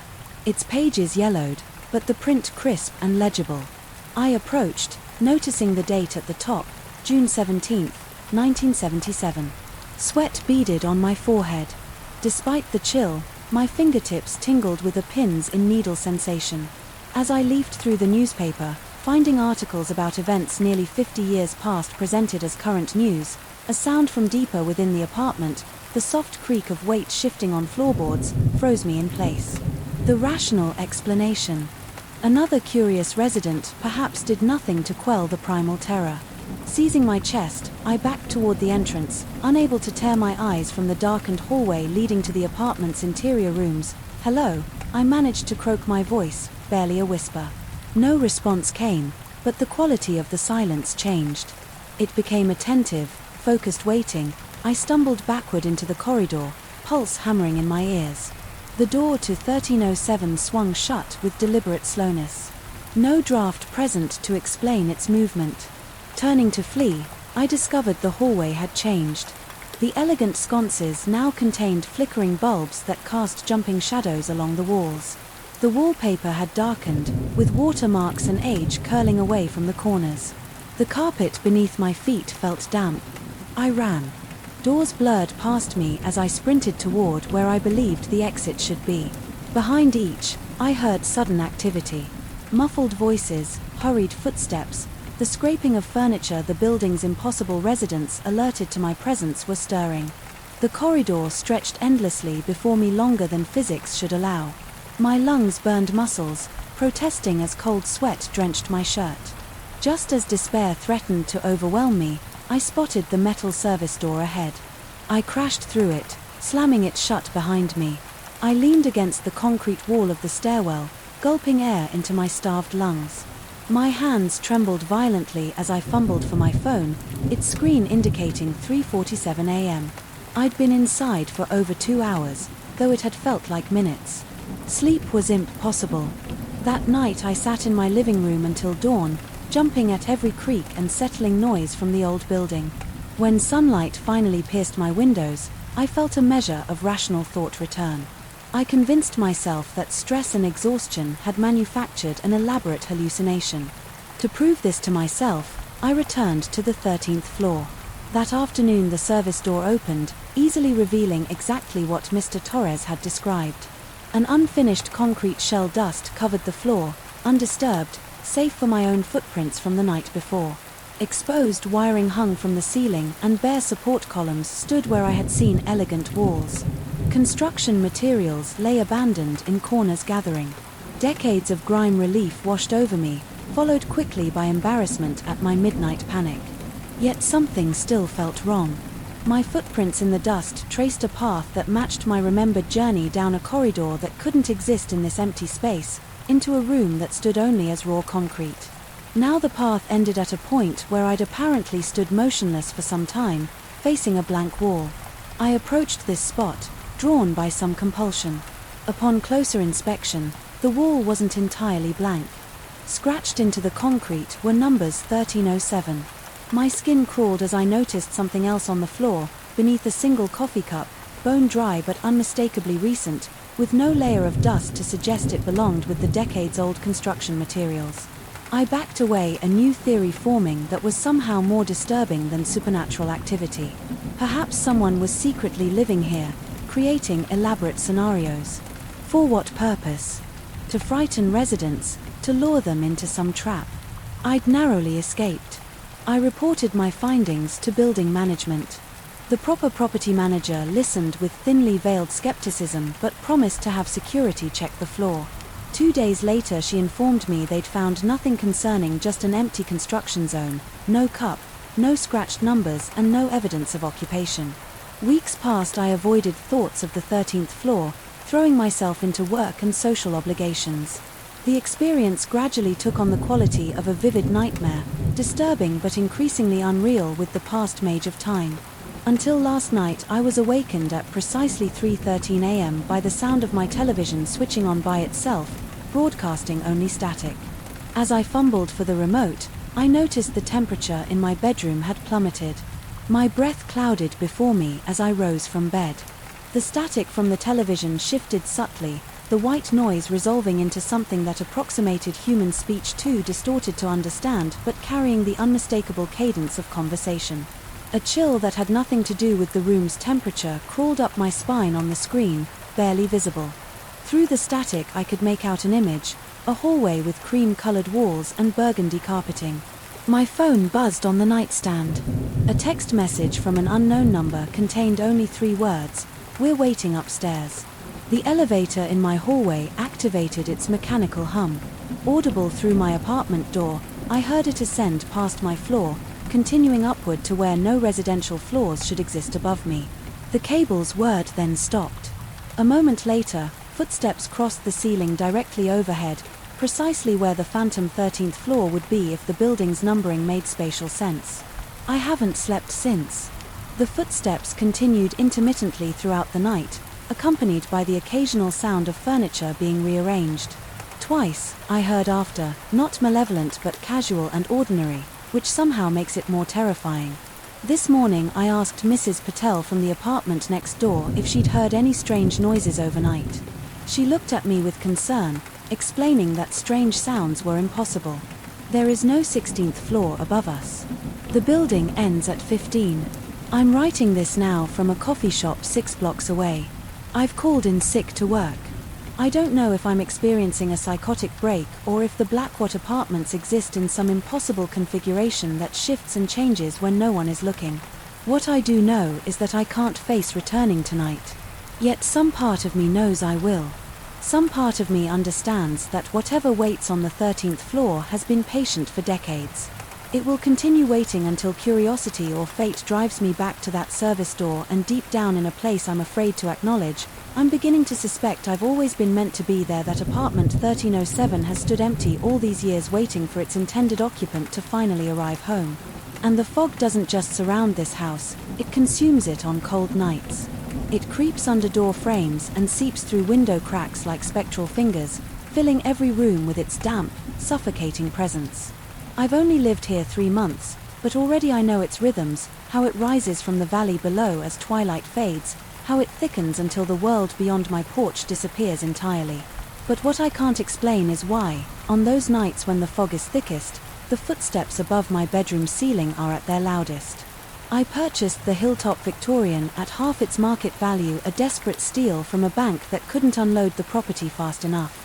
The listing agent had been forthcoming about the house's quirks, as she called them: old pipes that groaned, floorboards that expanded and contracted with temperature changes, windows that rattled even on still nights. What she failed to mention was why the previous owner had left so abruptly, abandoning furniture, clothes, and personal effects, as if fleeing from some unseen danger. My first night in the house had been uneventful. I'd celebrated with a bottle of whiskey, falling asleep in the master bedroom, surrounded by boxes yet to be unpacked. It wasn't until the second week that I noticed something wasn't right. A family portrait I'd placed on the mantelpiece was lying face down on the hardwood floor. One morning its glass cracked in a spiderweb pattern. I assumed I'd placed it too close to the edge, though I distinctly remembered centering it carefully. 3 days later my car keys vanished from the entryway table where I always left them. After an hour of frantic searching, I found them in the back of the refrigerator, nestled between a carton of eggs and a bottle of ketchup. That same evening I felt something brush against my shoulder. While walking down the upstairs hallway, I spun around, heart racing, but found only empty air and lengthening shadows. The attic footsteps began on the 23rd night. I'd been drifting to sleep when the sound jolted me fully awake. Deliberate, measured steps crossing directly above my bed. My rational mind insisted it was just the house settling. But houses don't settle in rhythmic patterns that mimic human gait. I grabbed a flashlight in the baseball bat keep beside my bed and climbed the narrow staircase to the attic. The door creaked open to reveal exactly what the realtor had shown me months earlier: an empty space with exposed beams, decades of dust, and nothing that could explain the sounds I'd heard. I swept the flashlight beam across every corner, illuminating only cobwebs and abandoned bird nests near the small round window. Yet as I stood there, the air felt charged, as if the dust particles suspended in my flashlight beam were arranged in some deadly pattern I couldn't quite discern. I slept with the lights on that night and the next when exhaustion finally forced me to turn them off. On the third night I dreamed of a figure standing at the foot of my bed, motionless, watching. I couldn't make out its features, only its silhouette, tall, unnaturally thin, with arms that hung too low. I awoke gasping, my sheets soaked with sweat. Despite the autumn chill that permeated the house, the locals at the small town's only diner were reluctant to discuss the property. When I casually brought it up over breakfast, the waitress, a woman in her 60s, with eyes that had seen too much, would only say that the Hilltop house had a history. When pressed, she lowered her voice and suggested I speak with old Martin at the Historical Society if I wanted details. Her parting words, as I left, still echo in my mind. Some houses aren't empty, even when no one lives in them. I never made it to the Historical Society. Instead, I threw myself into renovation projects, convinced that physical labor would drown out the growing unease that followed me through the house. I tore up old carpeting, replaced rotten porch boards, and repainted the kitchen a bright, cheerful yellow that seemed to darken to sickly mustard when the fog rolled in one afternoon. While replacing a broken light fixture in the dining room, I found something tucked into the ceiling cavity, a small leather journal. Its pages yellow with age. The entries dated back to 1963, written in a tight slanting script. Most were mundane accounts of daily life, but certain passages stood out with disturbing clarity. April 17, 1963, it's watching me through the fog again tonight, standing just beyond the edge of the porch. Lights reach, I know it's there, by the way the mist swirls in one spot like water circling a drain. May 2nd, 1963, found my reading glasses in the fireplace. This morning the left lens was cracked. I never go near the fireplace, haven't lit it once this spring. June 14, 1963, the footsteps in the attic won't stop. I've searched every inch, nothing, but when I stand very still, I can hear something breathing in the corners where the shadows are deepest. The final entry was dated July 8, 1963, and contained only 5 words. It knows I found it, my throat constricted, as I realized the journal must have belonged to the previous owner, not the man who had fled so suddenly, but someone from decades earlier. Had they experienced the same phenomena? Had every occupant of this house felt the same growing dread that now followed me from room to room? That night the fog was thicker than I'd ever seen it. It pressed against the windows like a living thing, leaving condensation trails that resembled elongated handprints. I double-checked every lock, drew every curtain, and still couldn't shake the sensation of being observed. The footsteps in the attic were more insistent. Now, no longer attempting to disguise themselves as normal house noises, they paced relentlessly, occasionally stopping directly above wherever I happened to be. I tried drowning them out with music, then television, but every sound from my speakers came out, distorted voices stretched and warped into unrecognizable moans. By midnight I sat in complete silence, listening to the house breathe around me. The walls seemed to expand and contract with each distant footstep. My breaking point came 3 nights later. I'd fallen into an exhausted sleep after 2 days of insomnia, only to be yanked back to consciousness by the sensation of pressure on my chest. My eyes flew open to darkness, so complete I couldn't tell if they were actually open at all. The weight increased, pressing the air from my lungs in thin, desperate wheezes. I tried to move to fight against whatever was crushing me, but my limbs were lean, unresponsive. From the darkness came a whisper so close to my ear I could feel cold breath against my skin. The words were indistinct, at first like static between radio stations, but slowly clarified into a single, repeated phrase. Found you, hid you, found you, hid you. With a surge of adrenaline born of pure terror, I broke through the paralysis and lunged for the bedside. Lamplight flooded the room, revealing nothing. No intruder, no explanation for the weight that had felt so real moments before. But arranged on the floor beside my bed, placed with obvious deliberation, were all the items that had gone missing since I moved in: keys, watches, pens, a missing shoe, dozens of objects forming a perfect circle around where I slept. My hands trembled violently as I packed a bag. Dawn was still hours away, but I couldn't spend another minute in that house. As I threw clothes haphazard into a duffel bag, my peripheral vision caught movement. The bedroom door slowly swinging closed. No draft could explain it all. The windows were sealed against the fog that continued to press against the glass. I forced myself to cross the room and wrench the door back open, half expecting to confront whatever entity had been stalking me through the house. The hallway stretched empty before me, but something was different. All the doors that lined the corridor doors to the bathroom, the guest bedroom, the linen closet were now shut tight. I distinctly remembered leaving them open. A habit I developed to convince myself no one was hiding inside. My heart hammered against my ribs as I moved toward the staircase, bag clutched to my chest like a shield. The wooden steps groaned beneath my weight. A normal sound. I told myself just old wood complaining, but halfway down I froze. Rising from the first floor was another sound, footsteps identical to those I'd been hearing in the attic, now directly below me. Cold sweat trickled down my spine as I realized I was caught between whatever lurked above and below. The footsteps below paused as if their owner was listening for my next move. I stood paralyzed on the middle step, my breath coming in shallow gasps that seemed thunderous in the silence. When the footsteps began again, they weren't moving randomly. They were coming toward the staircase. I retreated upward, abandoning my plan to flee back in the master bedroom. I slammed the door and dragged a heavy dresser in front of it. The wood scraped loudly against the floor. I was beyond caring about stealth. Now, through the window I could see nothing but dense white fog, a blank canvas that seemed to pulse with malevolent awareness. For hours I sat with my back against the wall listening to the house. Sometimes the footsteps were in the hallway, pacing outside my barricaded door. Sometimes they returned to the attic, resuming their endless circuit above my head. Occasionally they disappeared entirely, leaving a silence so profound it felt like pressure against my eardrums. Dawn came with agonizing slowness as the first grey light filtered through the fog. I moved the dresser and inched the door open. The hallway was empty. I crept downstairs, flinching at every creak and groan from the old house. The front door stood open, though I was certain I'd locked it the night before.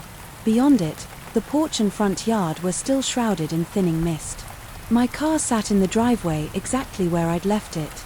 Escape was just 30 feet away. I was halfway across the porch. When something made me turn back for one final look at the house, my blood froze in my veins. There, in the attic window, the small round window I'd examined myself was a face not human, not fully formed, but a suggestion of features in the swirling fog that had somehow penetrated the sealed glass. It had no eyes that I could discern, yet I felt its gaze lock onto mine with predatory intensity. I ran to my car, fumbling with keys, certain that any moment I would feel cold hands on my shoulders pulling me back toward the house. The engine roared to life and I sped down the winding hillside road, watching the Victorian grow smaller in my rear-view mirror until the fog swallowed it completely. I haven't returned to the house on the hill. I left everything behind: furniture, clothes, the life I'd planned to build there. Sometimes I consider contacting the authorities, though I can't imagine explaining what drove me away. What would I tell them? That the house wasn't empty when I bought it, that something moves within its walls, rearranging belongings and whispering in the darkness. I've taken a small apartment in a city 200 miles away. The noise of traffic and neighbors is constant, comforting in its human predictability. But some nights when fog rolls in from the nearby river, I wake to the sound of measured footsteps in the apartment above mine. And when I check my kitchen in the morning, sometimes objects aren't where I left them. I try to convince myself. It's stress and overactive imagination traumatized by weeks of sleep deprivation in that hilltop house. But deep down I know the truth that the journal writer discovered, that perhaps every occupant eventually learns some things. Don't haunt houses. They haunt people, and once they found you, nowhere is far enough to hide.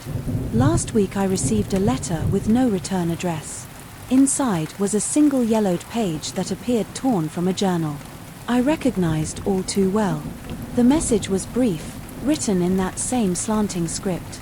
It follows those who see it. I'm sorry you found my warning too late. Perhaps you can warn the next one. I've written this account as my warning. If you've recently purchased a Victorian house at top a hill, if you've noticed small objects disappearing, if you hear footsteps where no one walks, leave now. Don't wait until nightfall. WS. Don't wait for the fog to rise, and whatever you do, don't look back at the attic window. It wants to be seen. That's how it finds its way in. And the faces appeared on the third consecutive night, not reflections. I'm certain of that much. Reflections. Don't press against glass from the outside of a train moving 70 miles per hour through absolute darkness. Reflections.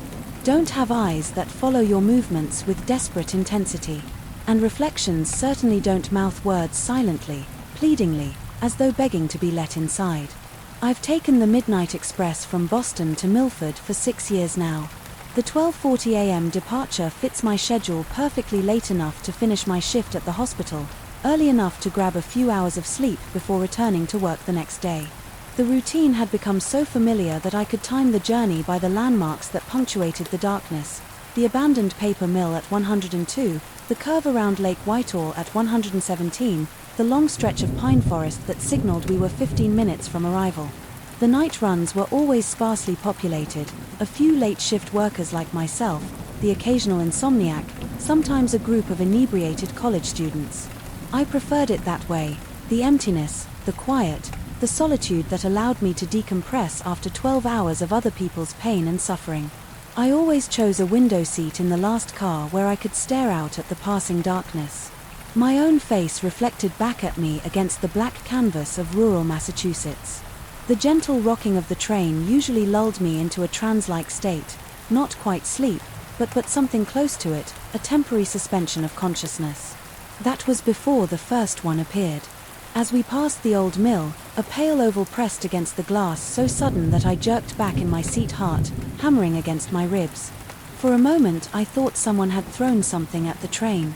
It wouldn't be the first time local teenagers had hurled rocks or bottles at the passing cars, but then the oval resolved into a face. Gaunt, hollow, with a mouth stretched wide in what could have been either a grin or a grimace.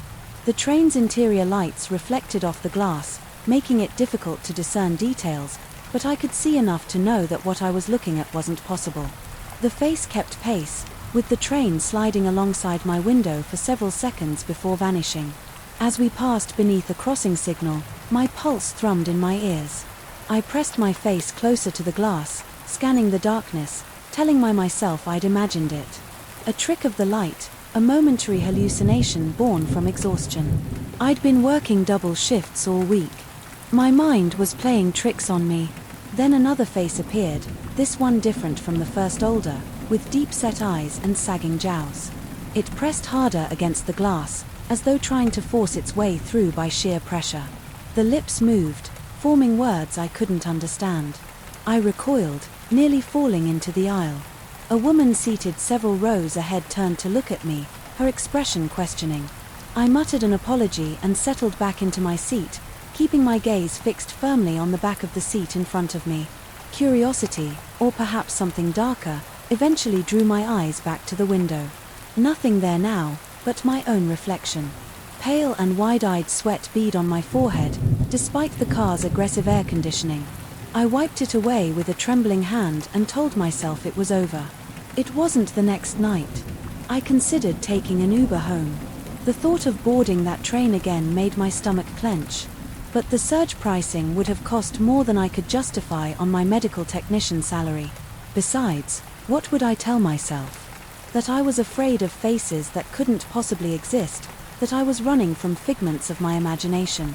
I boarded the train and took my usual seat, though I kept my gaze fixed on my phone, scrolling mindlessly through social media feeds without really seeing them. We were 10 minutes into the journey when the temperature in the car seemed to drop. I felt it first as a prickling along my forearms, then as a deep chill that penetrated to my bones. My breath fogged in front of me. No one else in the car seemed to notice. I knew what was happening before. I looked up, knew and looked anyway. 3 faces, this time, pressed so hard against the glass that their features distorted 2 men and a woman. Their expressions contorted with what I now recognized as pain. The woman's mouth opened in a silent scream, revealing teeth that seemed too numerous, too sharp. One of the men's eyes leaked, a dark fluid that trailed upward against the glass, as though gravity had no hold on him. Their lips moved in unison, forming the same word over and over, please. I squeezed my eyes shut and counted to 10, then 20, then 50. When I opened them again, the faces were gone, but the chill remained, and with it a sense of dread that followed me home and lingered in the corners of my apartment, watching me as I tossed and turned through a sleepless night. I called in sick the following day, spent the hours researching the train line, looking for accidents, derailments, anything that might explain what I was seeing.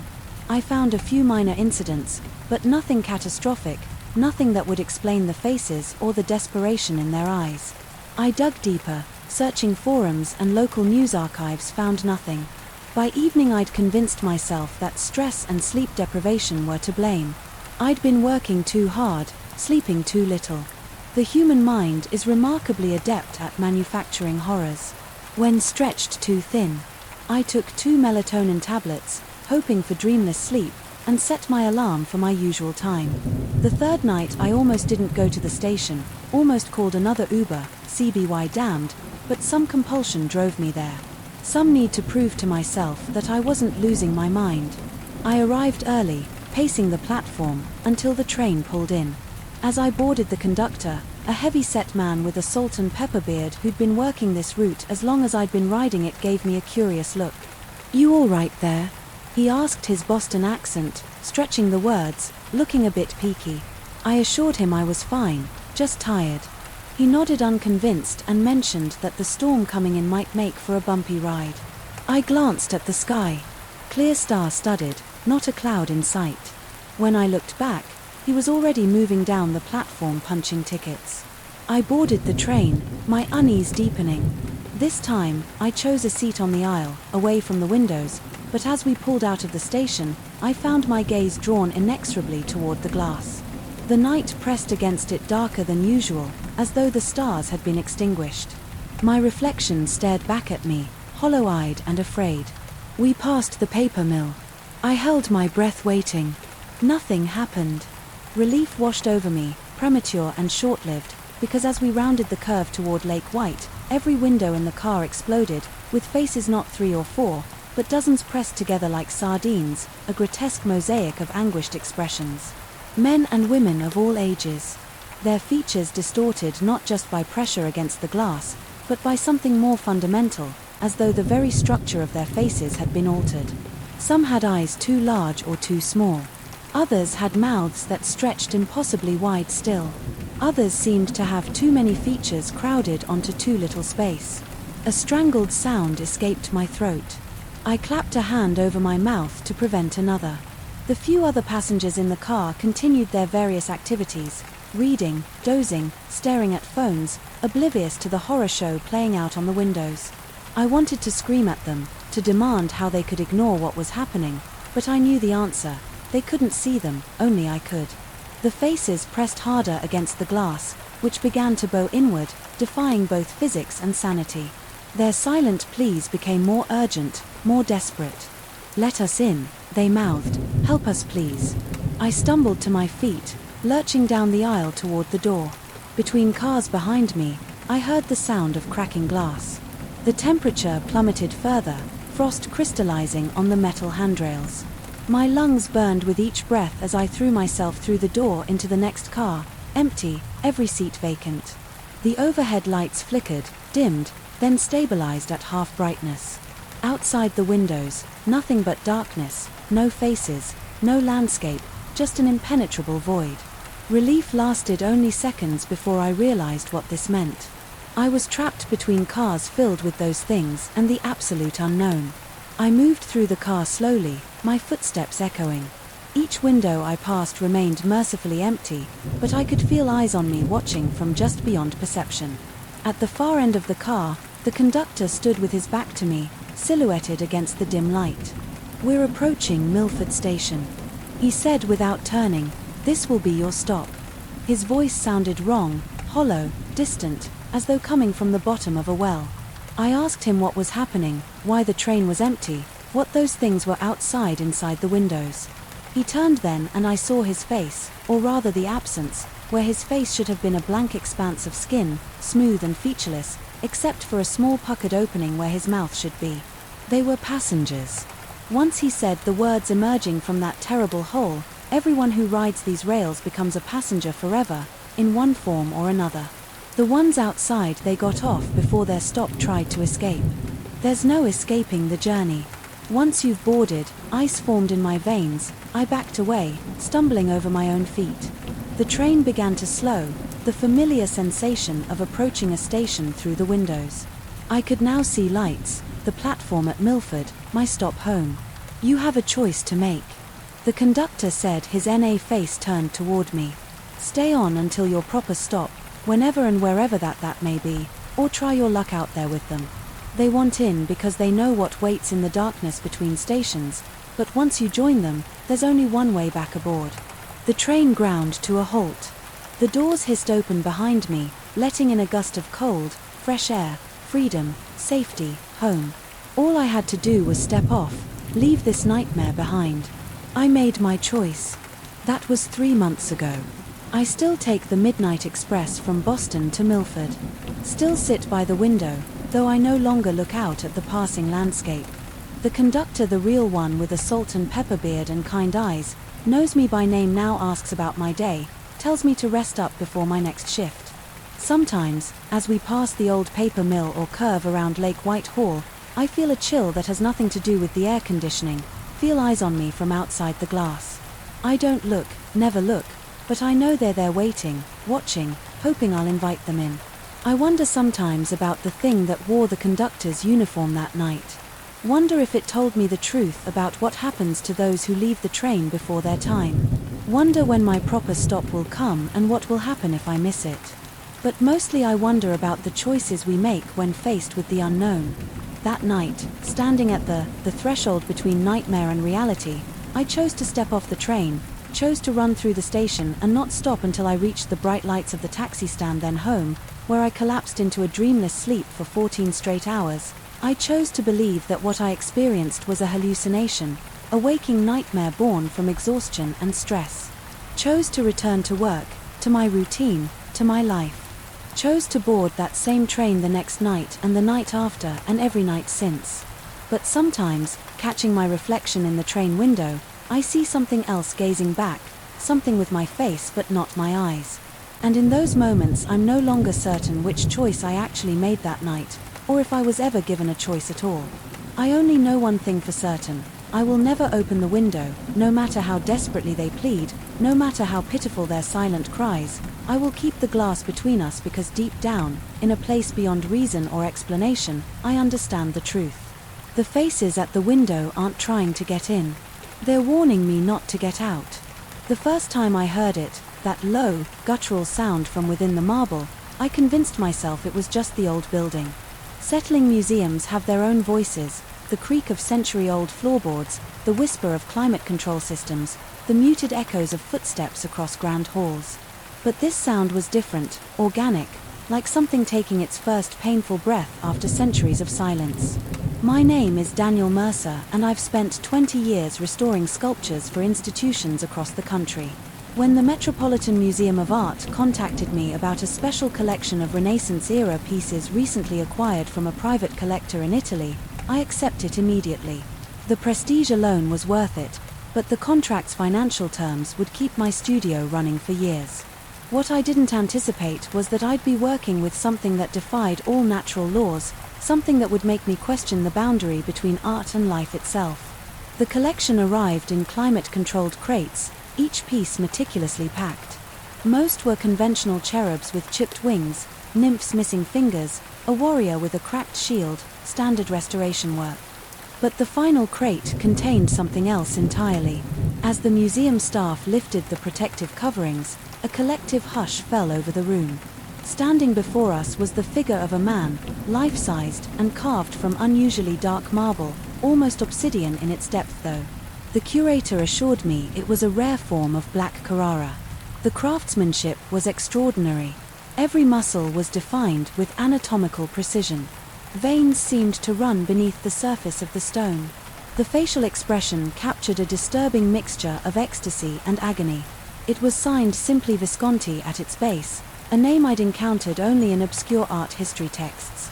"We're most concerned about this piece," Dr. Harrison, the curator, explained. While adjusting her glasses, she pointed to a network of fine cracks spreading across the statue's torso. These fissures are expanding, though we can't determine why. Temperature fluctuations perhaps, or stress during transport. I nodded, running my gloved hand along the surface. The marble felt unusually warm, almost body temperature.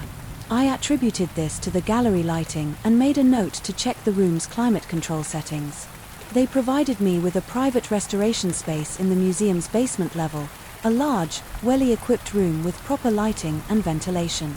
The work would take weeks, possibly months. I could come and go as needed, even after hours, with my security clearance.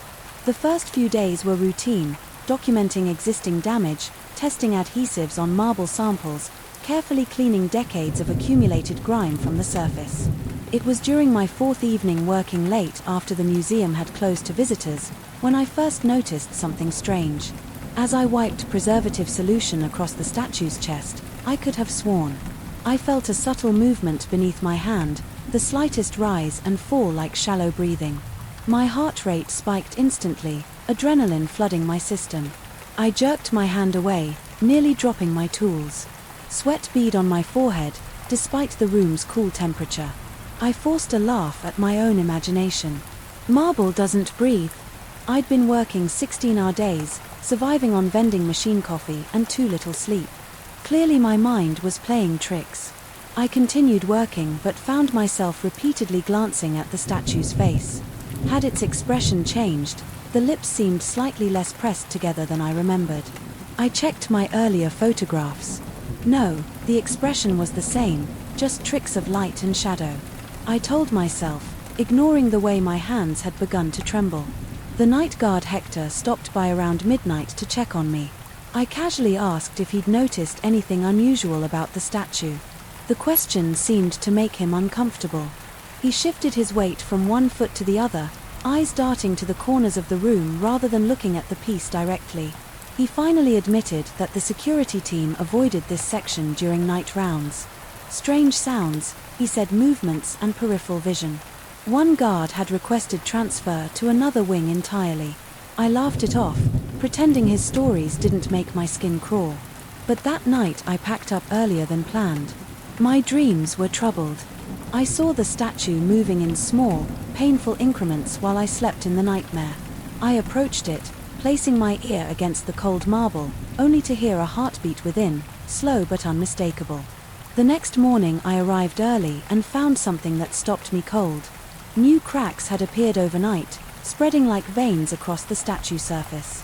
This wasn't normal material degradation. The patterns were too organic, too deliberate. They resembled circulatory pathways, as if mapping a system beneath the stone. I photographed everything, measuring the progression. I began researching Visconti obsessively during my breaks. Academic databases yielded little, but in obscure art forms and historical archives disturbing patterns emerged.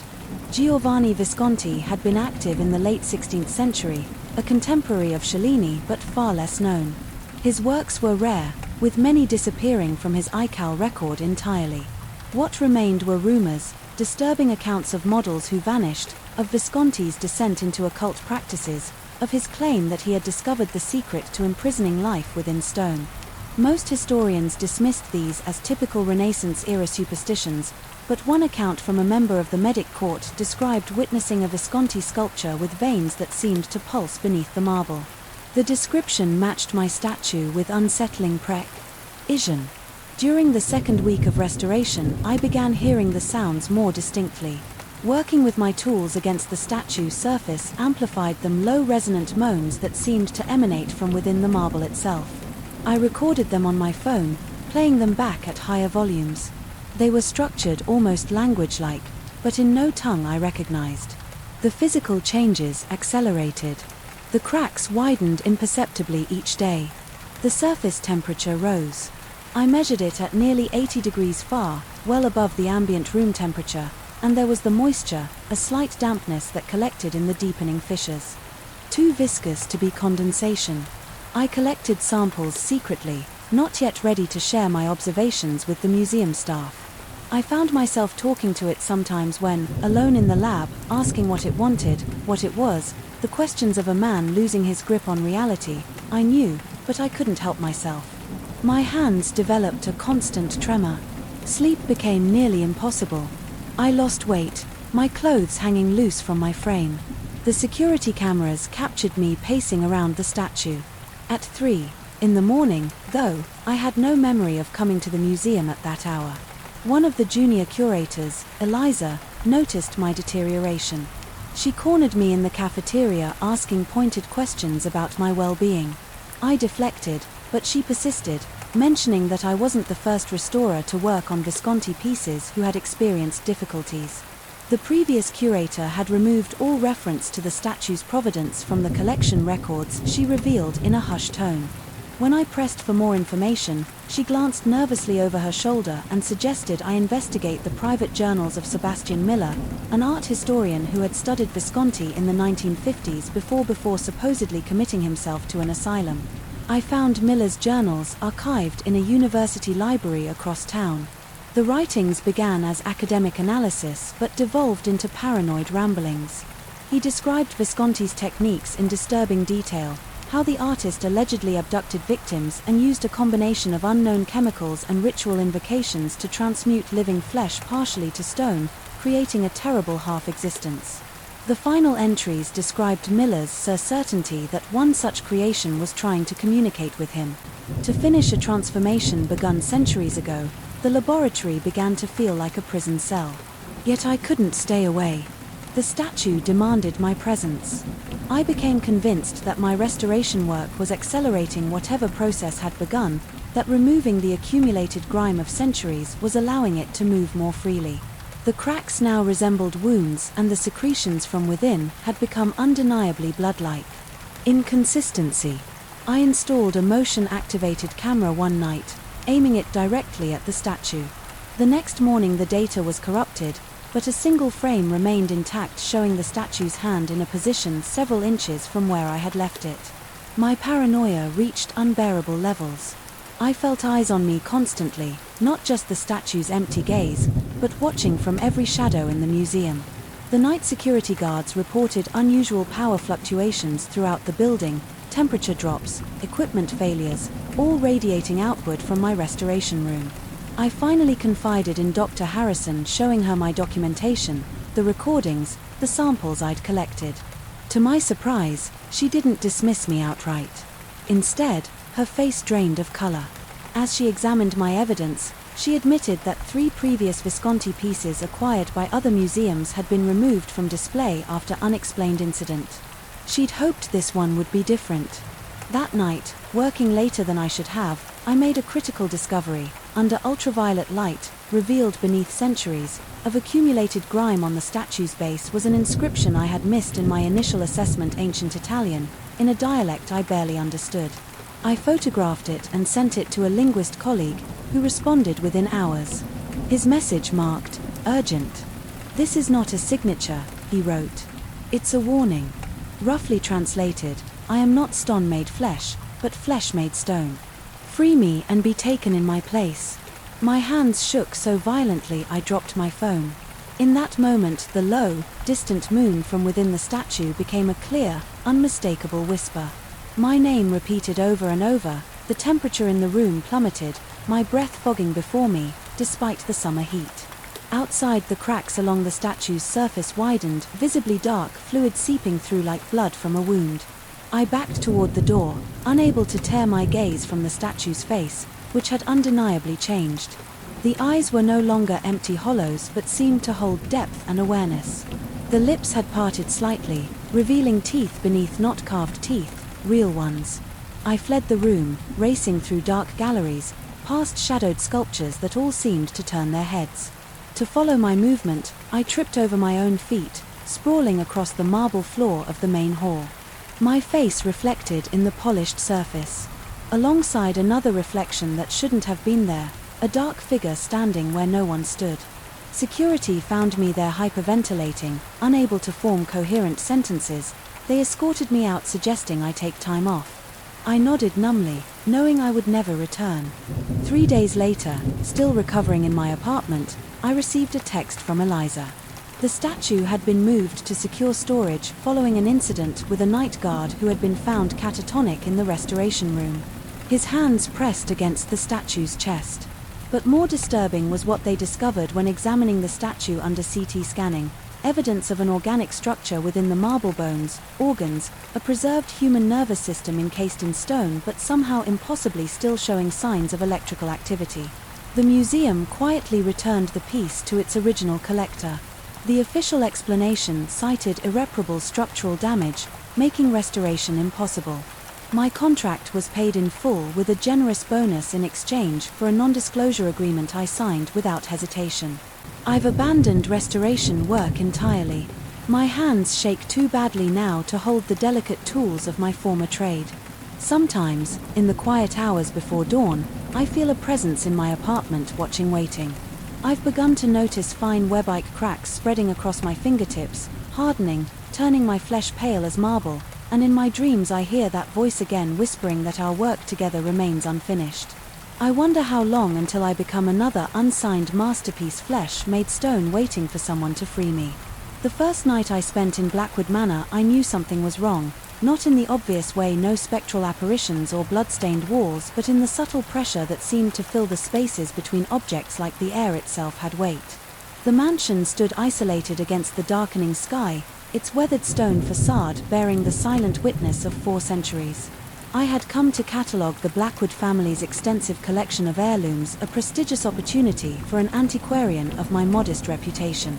Yet as I settled into my assigned guest room that evening, the walls seemed to lean inward as if studying me with ancient patient malice. I am not a superstitious man. My profession demands objectivity, a clinical detachment from the emotional residue that clings to historical objects.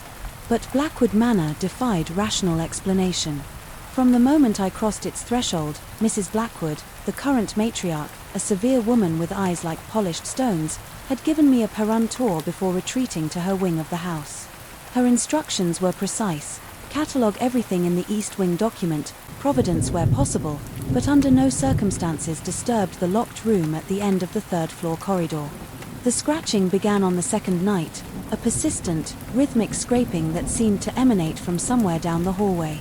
My first thought was mice, an inevitable companion in old estates. But the sound possessed a deliberate quality that set my teeth on edge. It started precisely at 3:17 a.m., according to my wristwatch, and continued for exactly 12 minutes. Before stopping abruptly, I told myself it was the natural settling of an ancient structure, the contraction of old wood in the pre-dawn chill. By the fourth night, I could no longer maintain this pretense. The scratching had grown more insistent, sometimes accompanied by a soft thewing, like something heavy being dragged across hardwood floors. My sleep-deprived mind began conjuring images I couldn't dispel: gnarled fingers scraping desperately at the inside of a sealed container, a trapped entity seeking escape. I lay rigid in bed, my heart hammering against my ribs, sweat beating along my hairline. Despite the room's persistent chill during daylight hours, I immersed myself in the cataloguing work. The Blackwood collection was remarkable, centuries of accumulated wealth preserved in countless artifacts spanning multiple generations: Ming, dynasty porcelain, Renaissance paintings, Victorian jewelry, modernist sculptures, each piece exquisitely preserved. Yet as I documented each item, I began noticing peculiar arities. A silver pocket watch that always showed 317, regardless of winding, a hand-carved music box that emitted only discordant notes when played, a doll collection whose glass eyes seemed to track my movements across the room. I mentioned these oddities to Mrs. Blackwood over dinner one evening. Her knife paused midway through, slicing her barely cooked steak, and something flashed behind her eyes. Fear, perhaps, or warning. Every Blackwood heirloom serves a purpose. She informed me in measured tones. Some items were never meant to be merely decorative. She suggested I focus solely on documentation rather than speculation about function. The conversation shifted abruptly to the weather, and my questions dissolved in the heavy silence that followed. That night I dreamed of the locked room in my dream. I stood before its heavy oak door watching black liquid seep from beneath it, pooling around my bare feet. The liquid was warm, almost hot, and seemed to pulse with its own heartbeat. I awoke gasping, my sheets drenched in sweat, the faint scent of copper lingering in my nostrils. The fifth day brought a thunderstorm that rattled the mansion's windows and cast the interior into premature darkness. As I worked in the library cataloguing a collection of first editions, the elderly groundskeeper shuffled in to stoke the fireplace. His gnarled hands trembled as he arranged the logs, and I seized the opportunity to inquire about the locked room. His reaction was immediate, a violent flinching, as if I had raised my hand to strike him. It was no place for the living, he muttered, refusing to meet my gaze.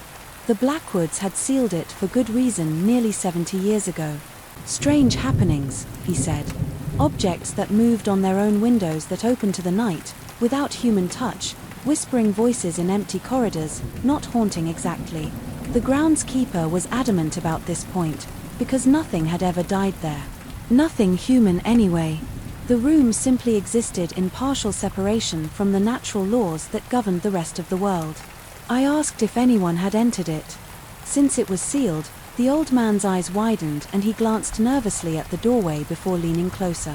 Only once, he whispered, the previous curator. Some 15 years earlier, a woman of considerable academic standing who had insisted on complete access to the collection, she entered the room on her 9th day at the manor. 3 days later she was committed to an asylum. Her coherence shattered beyond recovery. She remains there still, he added, staring unblinking into the middle distance. That night the scratching traveled no longer confined to the distant end of the corridor. It now seemed to emanate from directly outside my bedroom door. My mouth went desert dry as I watched the brass doorknob rotate slowly, incrementally, before stopping and returning to its original position. The wood of the door itself began to bulge slightly inward, as if something were pressing against it with considerable force. My limbs felt lean, paralyzed by a fear so profound it transcended physical sensation. Morning found me exhausted but determined. Fear had crystallized into obsession. I needed to see the locked room to confront whatever presence stalked the corridors at night. During breakfast, I carefully steered the conversation toward the mansion's architectural history, expressing academic interest in viewing all original structural elements for my comprehensive documentation. Mrs. Blackwood studied me with naked suspicion but eventually produced an iron key from her dress pocket, placing it on the table between us with palpable reluctance. "If you insist on this course," she stated flatly, "I cannot be held responsible for the consequences." I was to enter alone, take no items from the room, and under no circumstances remain. After sunset, her final warning came, as I rose from the table. Some knowledge cannot be catalogued, only survived. The key felt unnaturally cold against my palm. As I approached the door that afternoon, standing before it, I experienced a momentary vertigo, as if the corridor had subtly tilted, reorienting itself around this singular point in space. The scratching sounds were absent in daylight, but I could swear I heard faint breathing from the other side of the weathered oak panel. My own breath came in short, shallow gasps, my shirt already clinging to my back with nervous perspiration. The lock mechanism turned with surprising ease, as if recently oiled, despite decades of supposed disuse. As the door swung inward, I was struck first by the room's temperature, at least 10 degrees colder than the hallway way behind me. My exhalations formed visible clouds in the frigid air. The chamber was larger than I had expected, its high ceiling disappearing into shadow despite the afternoon light streaming through tall dust-covered windows. The walls were lined with portraits, generations of Blackwood staring down with expressions of stern disapproval. Their eyes contained something beyond the usual fixed gaze of painted subjects, an awareness, a presence that caused the hairs on my neck to stand rigid.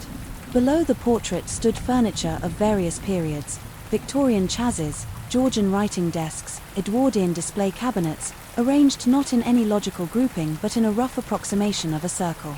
I stepped fully into the room, notepad clutched in my trembling hand. The door swung shut behind me with a decisive click that echoed abnormally long in the still air. The sense of being observed intensified. Immediately, pressing against my skin like an electrical field, I forced myself to breathe, to focus on professional assessment rather than the mounting dread that threatened to overwhelm rational thought. The first object I examined was a simple handheld mirror in a silver frame, resting atop a mahogany side table. As I lifted it, a whisper, distinct and articulate, though unintelligible, sounded directly behind me. I spun around, heart thundering in my chest, but found only empty space. When I turned back, the mirror had moved several inches from where I'd set it down. This pattern repeated with each artifact. I attempted to document: a music box that began playing despite having no visible winding mechanism, a leather-bound journal whose pages turned of their own accord when opened, a chest set whose pieces rearranged themselves. When I glanced away with each inexplicable occurrence, the whispers grew more numerous, emanating from the very walls themselves, aeration of overlapping voices. Just below the threshold of comprehension, I backed toward the center of the room. My professional composure shattered. The furniture had shifted positions subtly but unmistakably, the circle tightening around where I stood. The temperature continued to drop, my breath now forming dense white clouds before my face. The portraits seemed to have changed as well. The stern expressions now twisted into something approaching hunger eyes. Following my movements with undisguised malevolence, my back collided with something solid, a tall cabinet that had not been there moments before. As I stumbled forward, the floor beneath me seemed to undulate, slightly like a carpet rippling over something moving beneath it. The whispers coalesced into a single word, repeated with increasing urgency. Curator understanding broke over me like ice water. This room wasn't haunted in the traditional sense.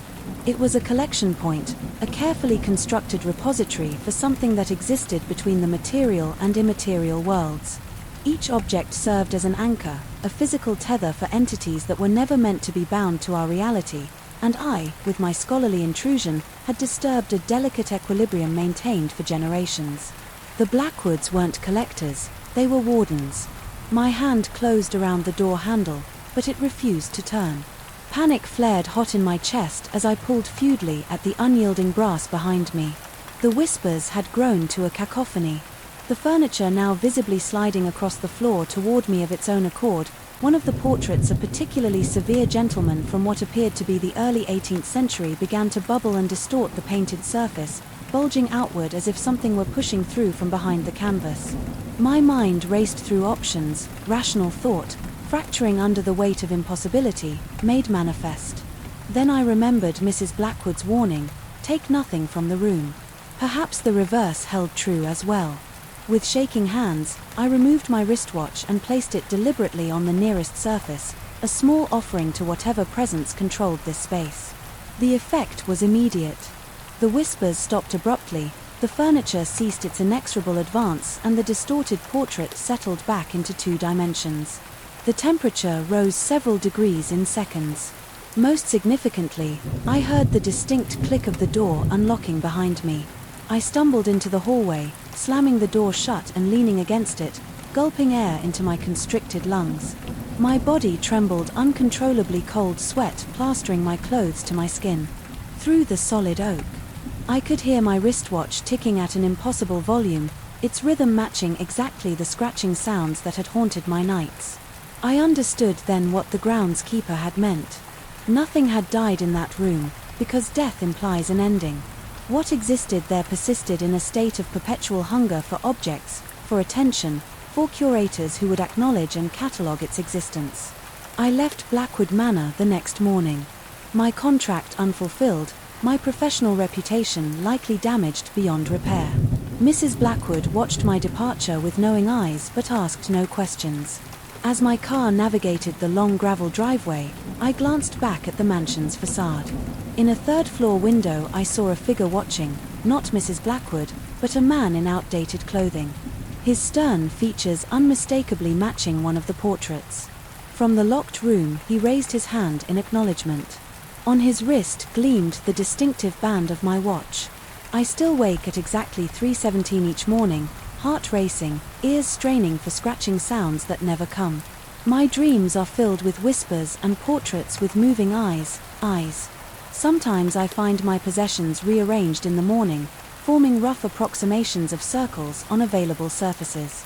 I've taken a position at a small university library since then, cataloguing mundane academic texts with no history or provenance.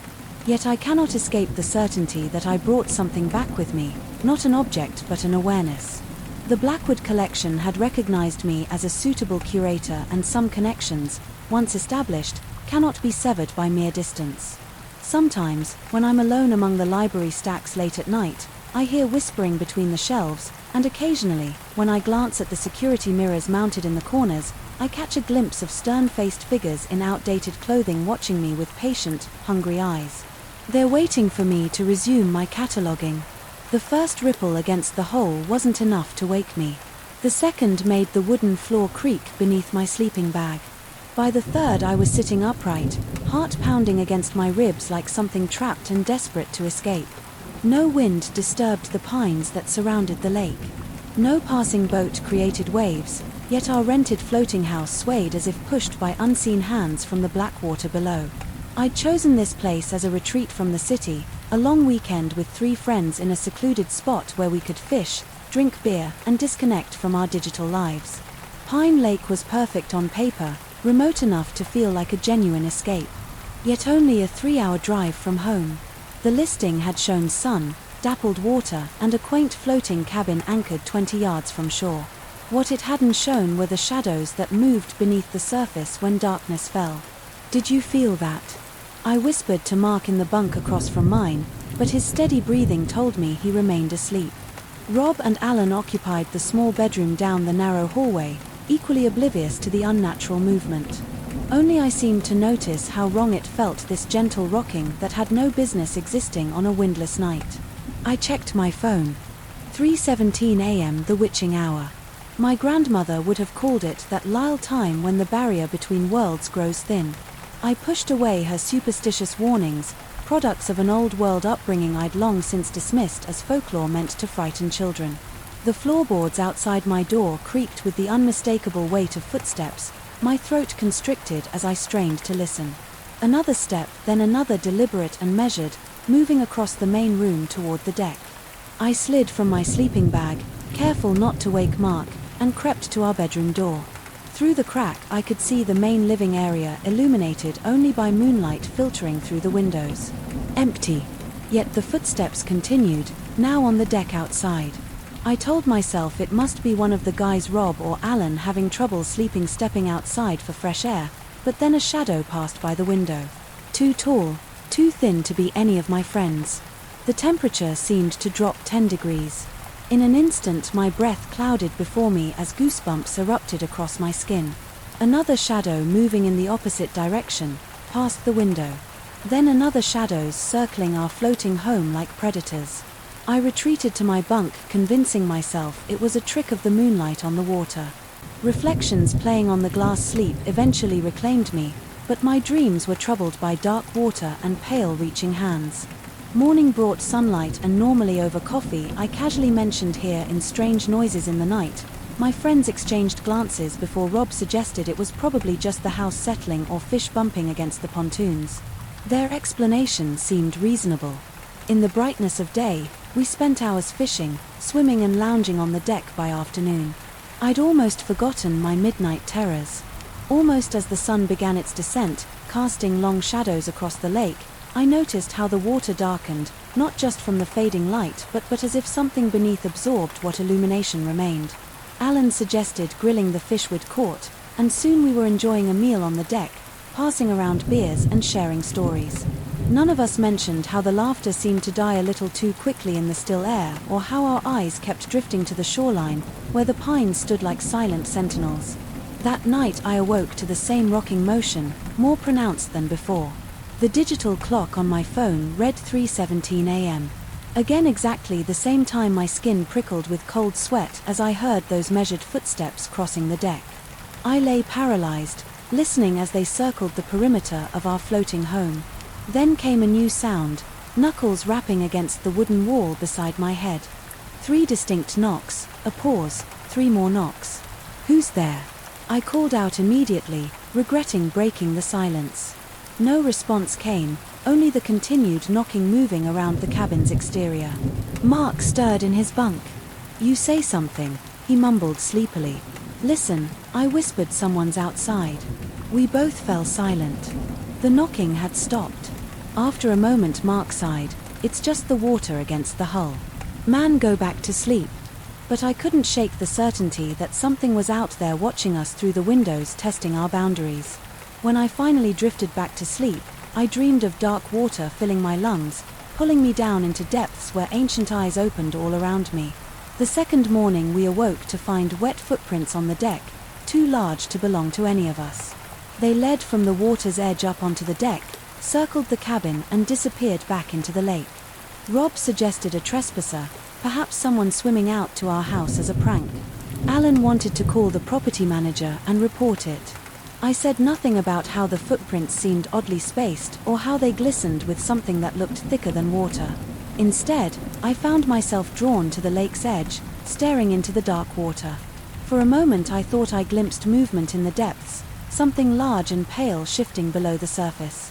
When I blinked, it was gone. That afternoon, while my friends napped inside, I sat alone on the deck with a fishing rod. I wasn't really using. The lake stretched before me, peaceful and ordinary in the daylight. An old man in a small rowboat passed by, the first person we'd seen since arriving. I waved and he paused his rowing to return the gesture. I called out, asking if he lived nearby, and he nodded.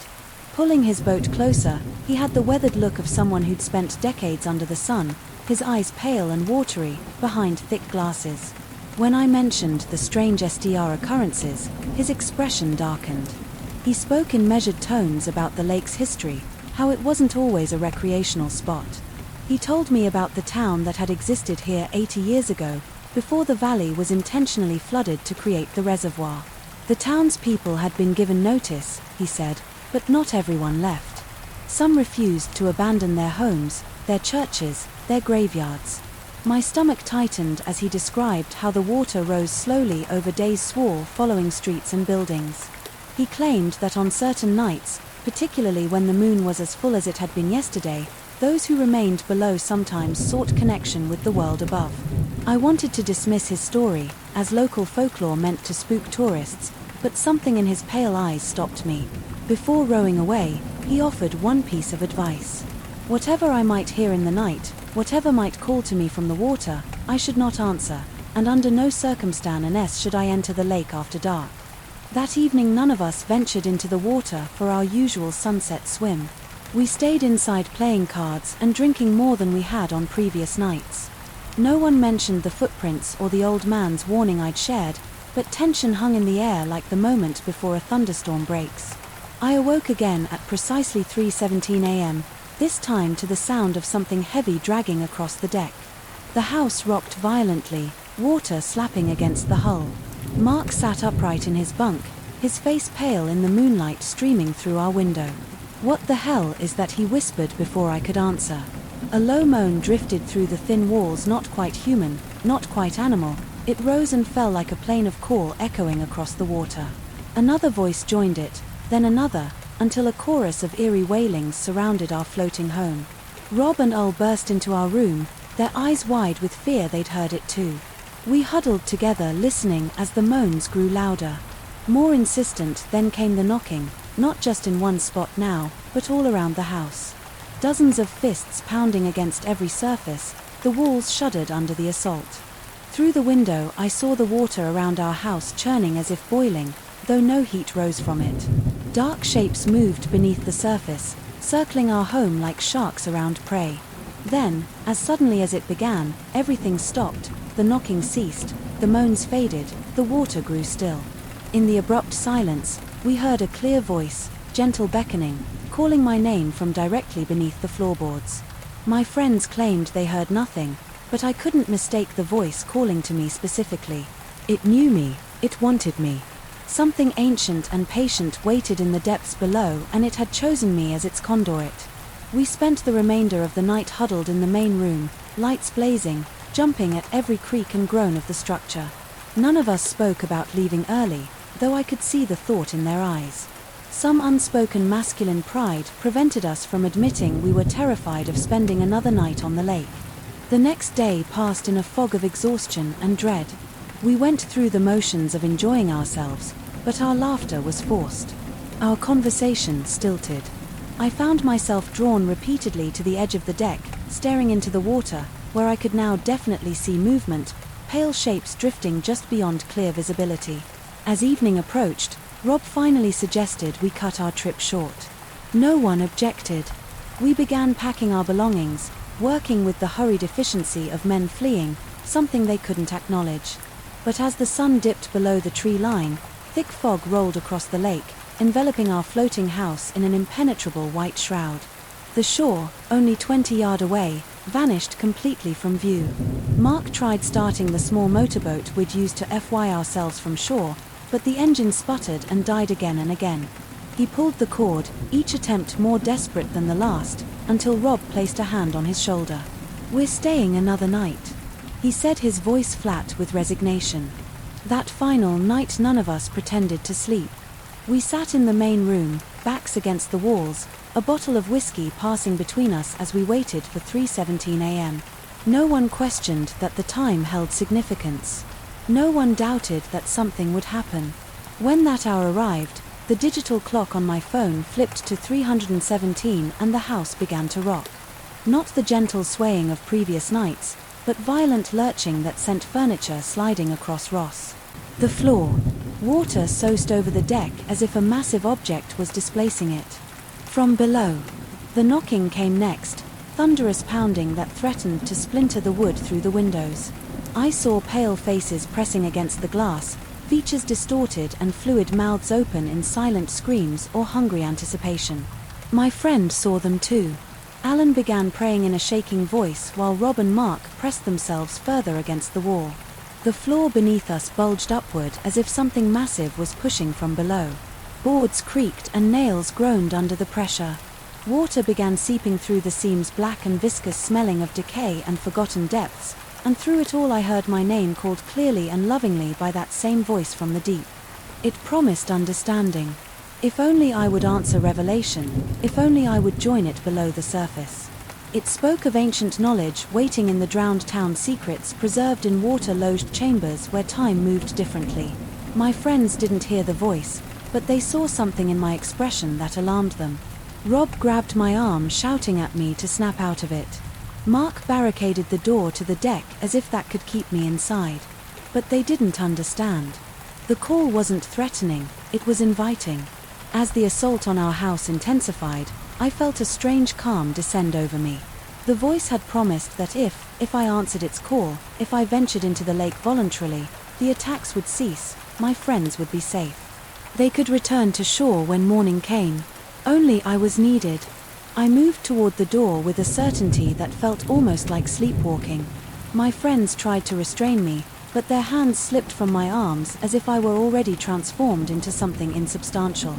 I stepped onto the deck where the fog parted before me, revealing dark water illuminated by an ethereal blue glow from below. Standing at the edge, I looked down to see faces in the water, dozens of them pale and expectant, their eyes reflecting a profound loneliness that resonated with something long buried within me. They had been waiting for someone who could hear them, someone who could serve as bridge between their world and mine. Behind me, the house had grown quiet, the pounding stopped, the moaning ceased. My friends watched through the window. Their expressions, a mixture of horror and wonder. As I stood poised at the threshold between elements, I understood then what the drowned residents of the lake wanted, not to harm but to be remembered, not to drag me down but to raise themselves up. Through my awareness, they sought acknowledgement of their continued existence. In the dark waters of a man-made grave, I knelt at the edge of the deck and placed my hand on the surface of the lake. The water felt warm, almost welcoming, as fingers from below intertwined with mine, not pulling but connecting. In that touch, images flooded my mind. Streets and buildings, churches and schools, lives and loves continued in the silence beneath the lake. I didn't need to submerge myself completely. This connection was enough. My recognition of their reality, my willingness to serve as witness to their enduring presence. As dawn approached, the pale faces retreated to the depths, but the bond remained. The lake had claimed part of me, just as I now carried part of its secret history. When morning came and the fog lifted, we returned ashore in the suddenly functional motorboat. My friends never spoke of that night again, and we drifted apart in the months that followed. But I returned to Pine Lake every year on the anniversary of our trip, renting the same floating house, waiting for 3 to 17 a.m. when the residents below rise to share their stories with the only person who chose to listen. I've never told anyone else what I learned that night, how thin the boundary is between worlds, how those we consider gone may simply exist in a different layer of reality. Some might call it haunting, but I've come to understand it as an unusual communion. The lake chose me as its confessor, and I've accepted the role. Sometimes, on ordinary days, far from Pine Lake, I feel the gentle rocking of water beneath my feet, hear distant voices calling my name. The drowned town has extended its boundaries, following me into the world above. I no longer fear its touch. After all, we all live above the surface of greater depths than we can comprehend, treading water in our limited understanding while ancient truths swirl in the darkness below. The security monitors cast a pale blue glow across my face as I stared at the empty parking garage. The silence was thick enough to choke on 3 a.m. and 4 more hours to go. 4 more hours of this crushing solitude, broken only by the hum of fluorescent lights and the occasional drip of water from somewhere in the concrete labyrinth below. Something wasn't right tonight. I could feel it in the air, a heavy, like the moments before a storm breaks. The cameras showed nothing unusual, yet my skin prickled with a sensation I couldn't name. That corner of the garage on level B3, the one furthest from the exits, remained shrouded in shadows that seemed deeper than they should be, darker, almost deliberate. My name is Michael Reeves. For 3 years I've worked night security at Westbrook Mall, one of those sprawling commercial monstrosities with 5 floors of shops, restaurants, and entertainment venues, the kind of place that swarms with thousands during the day but transforms into an empty, echoing shell after 10 p.m. My job is simple: make hourly rounds, check the doors, monitor the cameras, report anything suspicious. Nothing ever happens here, or at least nothing ever happened until 3 weeks ago. It started with small things. A car alarm would go off in the middle of the night with no one around. Motion sensor lights would activate, despite the cameras showing nothing had triggered them. The usual mall noises. The settling of the building, the hiss of the ventilation system began to sound different, almost purposeful. I told myself I was being paranoid. 3 years of overnight shifts had finally caught up with me. The human mind isn't meant to reverse its natural rhythms indefinitely. But then I saw it, the figure. I was watching the monitors doing my hourly check of all 64 cameras. When something moved at the edge of camera 26, the one pointing at that dark corner of B3, a shadow darker than the surrounding. Darkness slipped between 2 parked cars, a maintenance vehicle and a white sedan belonging to one of the cleaning staff. By the time my brain registered what I was seeing, it was gone, blinking. I rewound the footage, but there was nothing there, just empty space between the cars. I made an additional round that night, spending extra time in B3. The air down there felt colder than usual, not just cool, but cold in a way that seeped through my uniform and settled in my bones. My breath clouded in front of me as I swept my flashlight between the vehicles. Nothing. But as I turned to leave, the overhead lights flickered, and in that millisecond of darkness I felt something brush past me. A displacement of air, a whisper of fabric, the scent of something ancient and damp, like wet earth and old leaves. That was the beginning of my descent into whatever nightmare I'm now living. Over the next 2 weeks the incidents escalated. The security cameras would show brief glimpses of a hooded figure in various parts of the garage, always distant, always obscured, always gone. By the time I reached the location, the mall manager dismissed my concerns, suggesting it was probably just homeless people looking for shelter. He reminded me that my job was to remove them, not become obsessed with them. The day security team reported nothing unusual during their shifts. It was just me, always just me. Last Thursday I decided to focus my rounds on B3, spending most of my shift there. Instead of circling through the entire mall, I set up a folding chair in a dark alcove, with a clear view of the corner where most of the activity seemed to center. For 2 hours, nothing happened. The garage remained silent, aside from the hum of the ventilation system and the distant sound of traffic from the street above. My eyelids grew heavy, the monotony of the night shift exacting its toll. Then the temperature dropped. It happened suddenly, the way it might if someone had opened a freezer door right next to me. My breath immediately formed clouds in front of my face. The fine hairs on my arms and neck stood up, and not just from the cold. The pressure in the air changed, like the popping sensation in your ears when driving up a mountain. The overhead lights began to flicker, not all at once, but in a sequential pattern, as if something were moving beneath them, triggering each one as it passed. That's when I saw it clearly for the first time, standing directly under the light at the far end of the row of cars. The hooded figure tall, taller than any person I'd ever seen, and unnaturally still, the hood obscured its face completely. But there was something about the way it stood, something in the proportions that wasn't right. Its arms hung too low, the fingers too long and jointed in places human fingers shouldn't bend. My heart hammered against my ribs like it was trying to break free, sweat bead on my forehead, despite the cold trickling down my temples and the small of my back. I couldn't move, couldn't breathe, couldn't even blink. The logical part of my brain screamed at me to run, to call for backup, to do something, but my body wouldn't respond. I was frozen, trapped in the gaze of something I couldn't even see. Then it moved, not toward me but sideways, in a smooth gliding motion that didn't match any human gait I'd ever seen.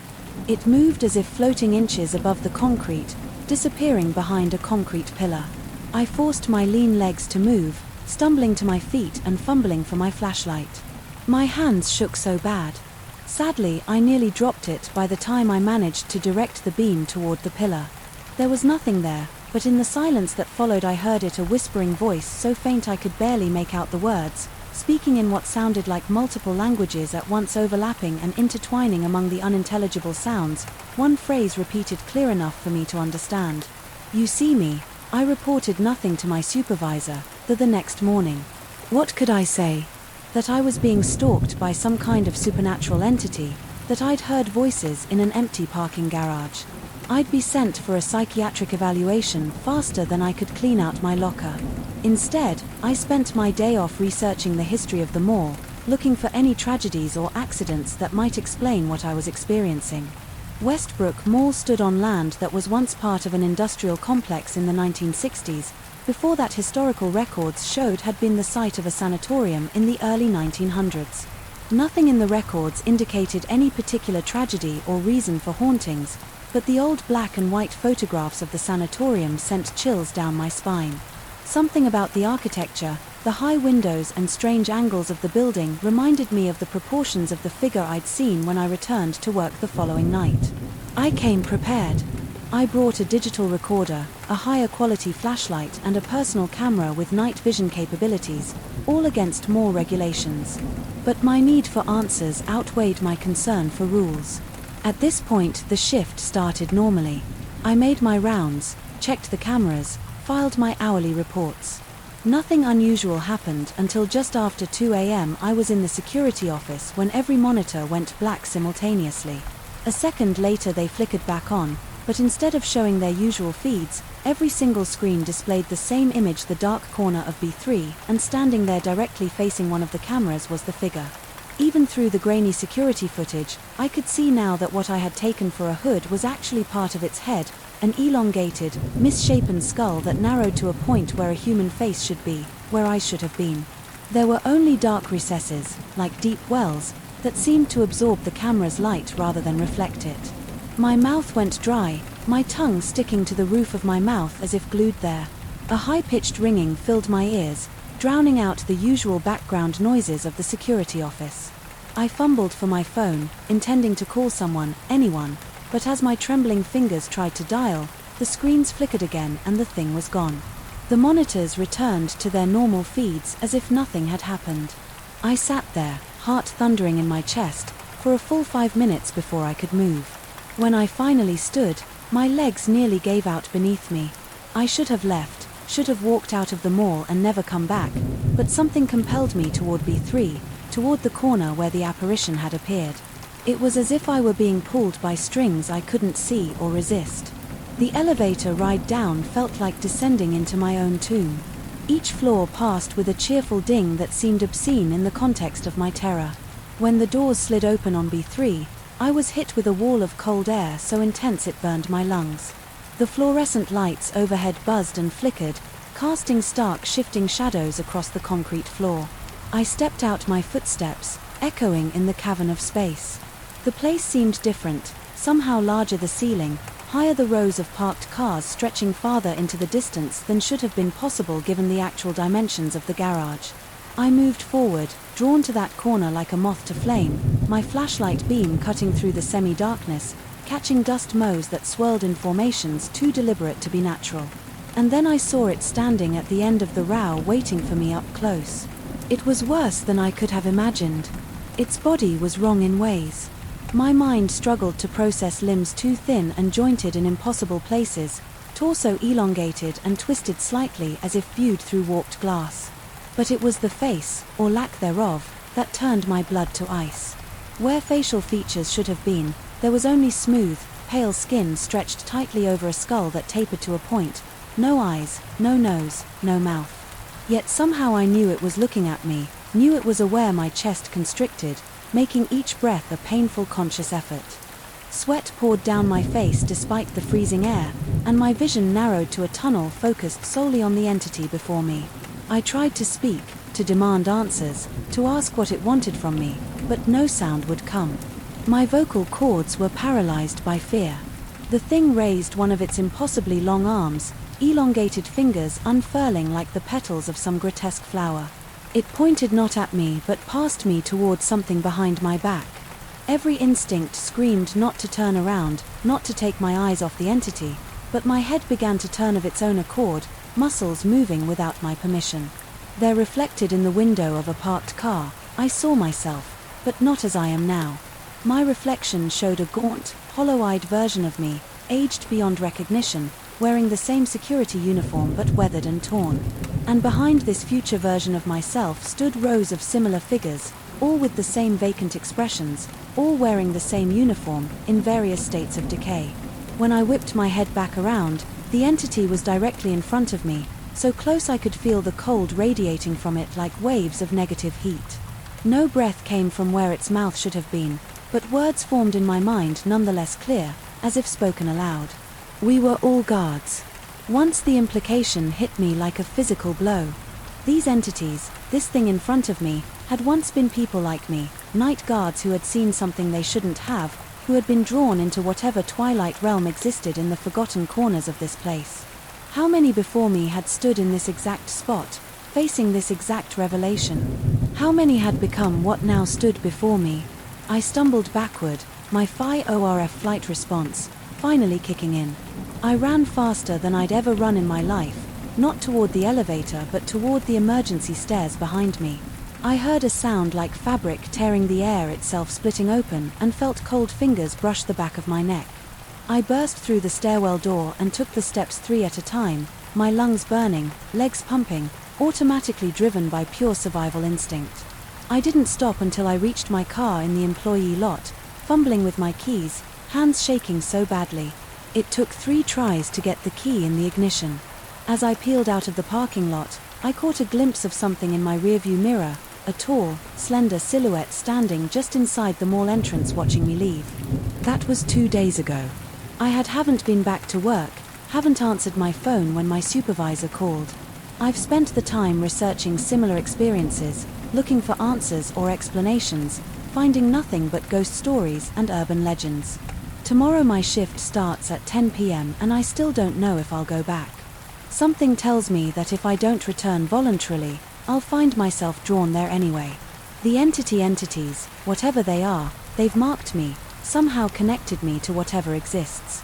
Exists in that space between reality and somewhere else, and in my darkest moments in the silence of my apartment when the night is at its deepest, I feel that connection pulling at me.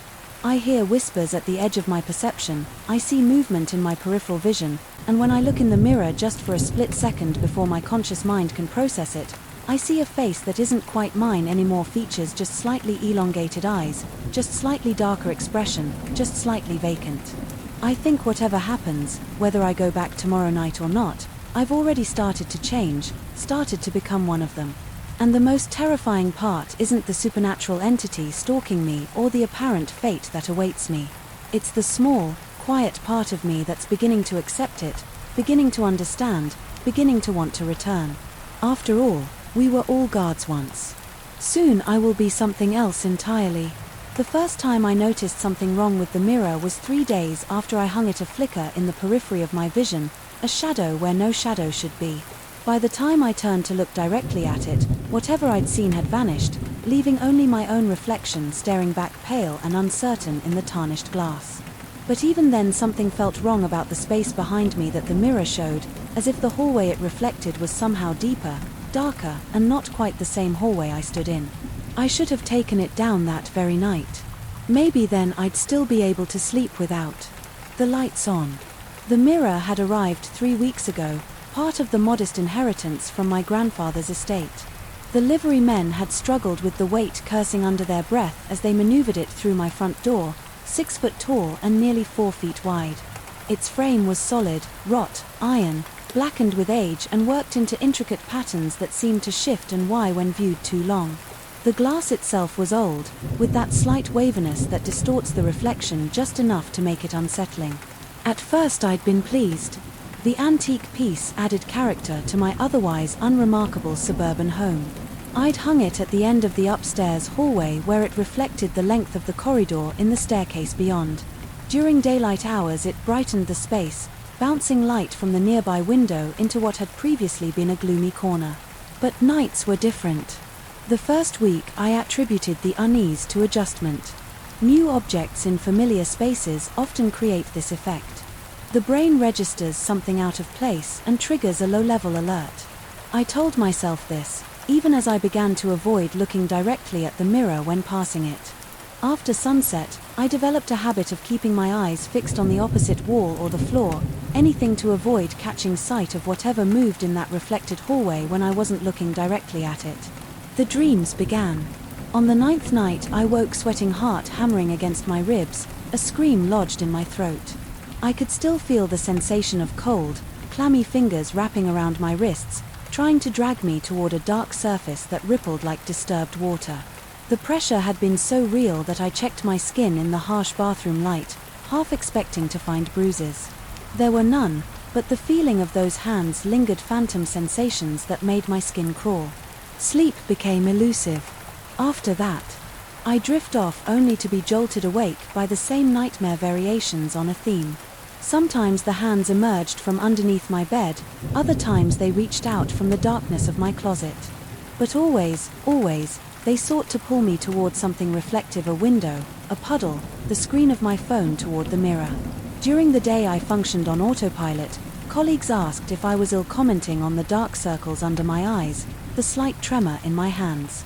As I lifted my coffee cup, I brushed off their concerns with mumbled excuses about insomnia. How could I explain that I was afraid to sleep in my own home because of a mirror? How could I admit that I'd started taking the long way around to the bathroom, using the downstairs facilities, rather than pass by that thing in the hallway? Yet, despite my fear, or perhaps because of it, I found myself drawn to the mirror. I'd catch myself standing before it, not remembering the journey from my bedroom or home office. Minutes would pass as I stared into its depths, searching for what I'd glimpsed from the corner of my eye. The hallway it showed looked like mine, but subtly wrong. The wall color seemed faded, the woodwork more aged, and sometimes, just sometimes, I'd catch a movement at the far end, a dark silhouette that had no business being there in my empty house. After 2 weeks of deteriorating sleep and sanity, I decided to research the mirror's provenance. My grandfather had been a collector of oddities. His house filled with artifacts from his extensive travels. He'd never married after my grandmother's passing and had grown increasingly reclusive in his final years. We hadn't been close. Our relationship consisted of obligatory holiday phone calls and rare visits that always left me unsettled. He'd been a stern, forbidding man with piercing eyes that seemed to look through rather than at you. I started with his personal papers included in the boxes of belongings the lawyer had sent along with the mirror. Most were mundane bills, correspondence, old photographs of places I didn't recognize. But in a leather-bound journal dated 30 years earlier, I found the first mention of the mirror. "Acquired the Blackwood mirror today," my grandfather had written in his precise hand. The dealer was suspiciously eager to be rid of. It claimed it belonged to the Blackwood estate sale, but I suspect a less reputable source, no matter its remarkable craftsmanship, regardless of its history. Subsequent entries were scattered with references to the mirror. At first, they were merely appreciative notes about its artistic value. Then gradually they took on a different tone. "Peculiar effect in the mirror this evening, could swear." The reflection showed my study door open when it was firmly closed, and later woke from troubling dreams. Again that damnable mirror features prominently. Perhaps I should move it from the bedroom. The final entry about the mirror, dated 3 years before his death, sent through my veins, found Elizabeth's journal from '73. Her account of the mirror matches my experiences exactly, as did her father's before her and his father before him. The pattern is undeniable. Now the mirror has been in the family for 5 generations, and not one has had the courage to destroy it, including, it seems, myself. The pull is too strong. What waits on the other side must be known. My hands shook as I set down the journal. Elizabeth had been my great-aunt, my grandfather's sister. I vaguely remembered her as an eccentric old woman who lived alone in a sprawling Victorian house filled with similar antiquities. Family rumors suggested she'd suffered from mental illness in her later years. Now I wondered if the mirror had been responsible. I needed to know more. I called the only family member who might have answers, my Uncle Robert, my grandfather's younger brother, now in his 70s and living in a retirement community in Arizona. He was reluctant to discuss the mirror at first. His voice grew strained when I described it, and he asked several times if I was sleeping well. Finally, after I pressed him, the story came out in halting fragments. The mirror had been in the family since the 1880s, brought over from England by my great-great-grandfather. Every generation it passed to a new keeper, always someone who felt inexplicably drawn to it, and every keeper reported the same phenomena: distorted reflections, nightmares, the feeling of being watched, of being called toward the glass. Has anyone ever? I paused, my mouth suddenly dry, heart pounding gone through it. The long silence that followed told me more than his eventual answer. When he finally spoke, his voice was barely above a whisper. According to family legend, my great-great-grandfather's brother had vanished without a trace after becoming obsessed with the mirror. Weeks later, family members reported seeing his face in the reflection watching them. His expression, one of silent, pleading, "Get rid of it." My uncle advised, "Before hanging up whatever it shows you, whatever it promises, it's not worth it." That night I stood before the mirror with a hammer in my hand. The logical part of my brain screamed at me to smash the glass to end this torment, but something else, something deeper and more primal, stayed my hand. I found myself lowering the hammer, stepping closer to the reflective surface in the glass. My reflection did the same, but not quite in sync. There was a delay, almost imperceptible, as if the other me was making its own decisions, merely similar to mine. And behind that other me, the hallway stretched longer than physically possible, fading into darkness. Where my actual hallway ended, at my bedroom door, my heart raced as sweat bead on my forehead. My legs trembled with the effort to remain standing, as a wave of vertigo washed over me. The reflection wavered like heat rising from summer pavement, and for a brief moment I saw what lay beyond a vast cavernous space, dimly lit with an otherworldly blue light. Figures moved in that space, their forms indistinct but somehow familiar. One turned toward me, and though I couldn't make out features, I knew with bone, deep certainty that it was looking directly at me. I stumbled backward, dropping the hammer with a loud clang that echoed through the house. My reflection didn't move. It stood perfectly still, watching me with an expression I couldn't quite define: hunger, invitation, relief. Then it raised its hand and placed its palm flat against the inside of the glass, shaking uncontrollably. I retreated to my bedroom and locked the door, pushing a dresser in front of it. For good measure, sleep was impossible. I lay in bed, every muscle tense, listening to the silence of the house, a silence occasionally broken by what sounded like fingernails gently tapping on glass coming from the direction of the hallway. Morning found me exhausted but resolved. I couldn't destroy the mirror, not yet, not until I understood what it was, what it wanted. My family had guarded this secret for generations, passing the burden from one to another rather than confronting it. I would be different. I would find answers. I spent the day researching obsessively, folklore about mirrors, quantum theories about parallel dimensions, occult texts about scrying in portal objects.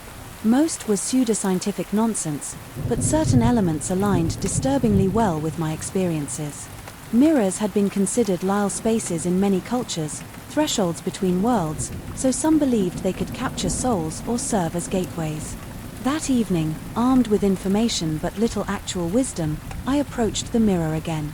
The house felt charged, as if the very air had become electrified.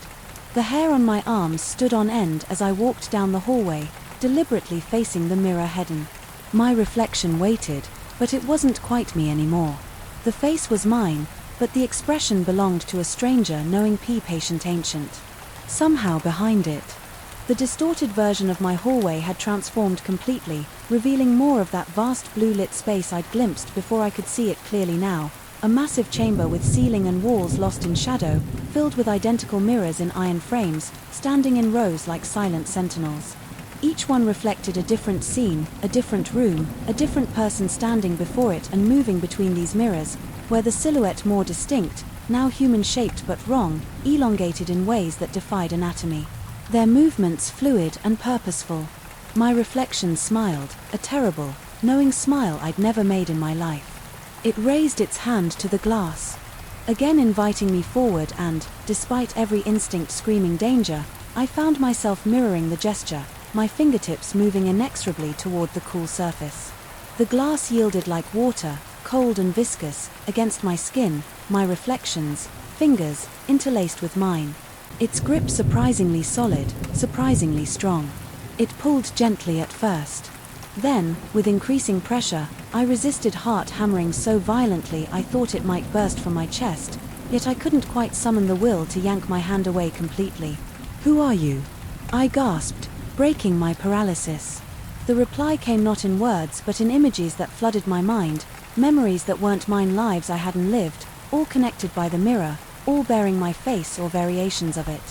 I saw my grandfather standing where I stood now, my great-aunt, generations of my family stretching back through time, all confronting this same moment of choice, and I understood with sudden, horrifying clarity. The mirror didn't contain something trying to get out. It contained versions of myself, alternate selves from parallel realities, each trapped by their own curiosity, their own inability to walk away, each hoping to trade places with a version still free. With a surge of desperate strength, I tore my hand from the glass. The connection broke with an audible crack and I fell backward, collapsing against the opposite wall. My reflection remained standing. Its expression now one of cold fury. It pounded a fist against its side of the glass, its mouth moving in what looked like screams, though no sound penetrated. The next morning I called a moving company. I couldn't destroy the mirror. Something warned me that breaking it might only weaken whatever barrier separated my world from that blue chamber of horrors. But I could remove it from my home. I had it crated and placed in a storage facility on the outskirts of town, paying for 5 years in advance.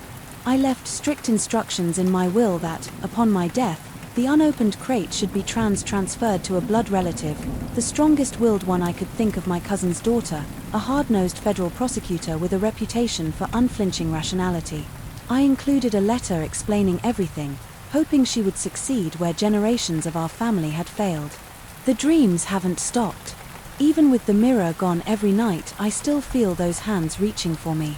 Sometimes I wake to find my fingers pressing against the bedroom window or bathroom mirror, as if trying to push through. And sometimes when I glimpse my reflection unexpectedly in a store window, a puddle after rain, the black screen of my television, I can't shake the fear that the face looking back isn't quite mine anymore. I wonder in my darkest moments if I truly escaped that night, or if some part of me remained trapped on the other side. I wonder if something else came back in my place, something wearing me like a borrowed coat, something patient enough to wait for its moment to return to that iron-framed portal. And I wonder if generations from now, another descendant will stand before that mirror, feeling the same inexplicable pull, fighting the same battle I fought. The mirror waits. It has all the time in the world. The silence here isn't what you'd expect. It's dense, almost tangible, a living thing that presses against your eardrums until they ache. That's what first struck me about this place, not the majestic pines or the crisp mountain, or that travel blogs wax poetic about just that unnatural quiet that makes you strain to hear something, anything that might remind you that you're not alone in the universe. I should have recognized it as a warning. 3 days ago I arrived at this remote cabin nestled in the forgotten folds of the Appalachians. No cell service, no internet, no distractions. Just me, my notebook and the vast emptiness needed to birth my next novel. My agent had been pressuring me for months. "Your readers are waiting, Marcus," she'd say with that tight smile that never reached her eyes. "They want to know what darkness you'll plunge them into next." If only she knew the darkness I'd found myself in now. The cabin looked innocent enough upon arrival: weathered timber walls, a stone chimney, windows with blue shutters that seemed almost cheerful against the somber forest backdrop. The property manager, a gaunt man with eyes that darted everywhere except directly at me, muttered something about the place being temperamental. I'd laugh then, assuming he meant the ancient plumbing or the finicky wood stove. He didn't laugh back. Instead, he pressed the iron key into my palm with such urgency that his yellowed nails left scent indentations in my skin. "Don't wander too far after dark," he said. Already, backing toward his truck, these woods get confused at night. Before I could question what the hell that meant, he was gone, gravel spitting beneath his tires. I spent that first afternoon settling in, arranging my notebooks on the desk by the east window, stocking the small refrigerator with provisions that would last me 2 weeks, and familiarizing myself with the cabin's quirks. Every floorboard seemed to have its own distinct creak, as if the place was learning the weight of me adjusting to my presence. I told myself it was charming. That night I slept deeply exhausted from the drive and the thin mountain air. It wasn't until the second night that I first heard them sounds that didn't belong. I'd been drifting towards sleep, that delicious, lull space where ideas often crystallize. When the first thump rattled the north wall, my eyes snapped open, heart instantly accelerating. I lay still, muscles rigid, listening. Another thump followed then, a slow, deliberate dragging sound like something heavy being pulled across the dirt. Outside, rationality kicked in, an animal, surely maybe a bear, investigating the property, common enough in these parts. I forced myself to breathe slowly, count in inhales and exhales until my pulse steadied. Then came the voices. Not conversation, not even words, just a low murmuring that rose and fell like distant waves, too coordinated for wildlife, too formless for human speech. The sound surrounded the cabin, seeming to come from everywhere and nowhere. At once I sat up, mouth suddenly dry as sandpaper, and reached for the flashlight on my nightstand. The beam cut weakly through the darkness as I aimed it at each window. In turn, nothing visible. Yet the murmuring continued, now punctuated by what sounded like my name stretched and distorted like taffy pulled too thin. Marcus. No, I was imagining it. Sleep deprivation and an overactive writer's imagination, the perfect recipe for auditory hallucinations. I convinced myself of this as I checked the locks and returned to bed, pulling the quilts up, despite the room not being particularly cold. Eventually I drifted into uneasy sleep dreams, fractured by the sensation of being watched by countless unseen eyes. Morning arrived with merciful normality, sunlight streamed through the windows, birds called from the surrounding trees, and the events of the night receded like a tide, leaving me questioning if I dreamed. The whole episode, still and under of unease, prompted me to investigate the cabin's perimeter after breakfast. The ground surrounding the north wall was undisturbed, no drag marks, no large animal prints. I was simultaneously relieved and disturbed. Relieved because the absence of evidence suggested my mind had indeed been playing tricks on me. Disturbed because the alternative that I was beginning to crack under the pressure of my looming deadline was hardly comforting. Then I saw them on the kitchen window, perfectly formed handprints pressed against the outside of the glass. They were larger than human hands should be, with elongated fingers that tapered to points rather than rounded tips. 5 on each hand. But the proportions were wrong, the thumb too long, the pinky nearly the same length as the middle finger. I approached slowly, my own hand hovering inches away from the glass, mirroring but not touching the print. A chill skittered up my spine like a spider, leaving goosebumps in its wake. I told myself there had to be a logical explanation. Perhaps the previous tenant had children who played pranks with mud or paint. Yet the prints didn't look dirty. They appeared as perfect condensation marks, as if someone with impossibly hot hands had pressed against the cold glass and then vanished. I scrubbed at them with paper towels and dish soap, but they remained stubbornly present, visible only when the light caught the glass at certain angles. That day I tried to write. I truly did, but the cursor blinked accusingly on a blank document and my handwritten notes seemed suddenly juvenile, derivative. The silence of the cabin had transformed overnight, no longer peaceful but predatory, as if the air itself was holding its breath.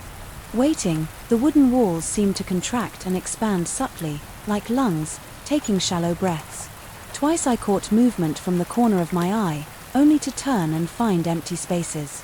The old cuckoo clock in the living room, which hadn't worked since I arrived, began ticking that afternoon. Not the regular heartbeat cadence of a functioning timepiece, but erratic, arrhythmic tick, tick, tick, silence for 30 seconds, tick.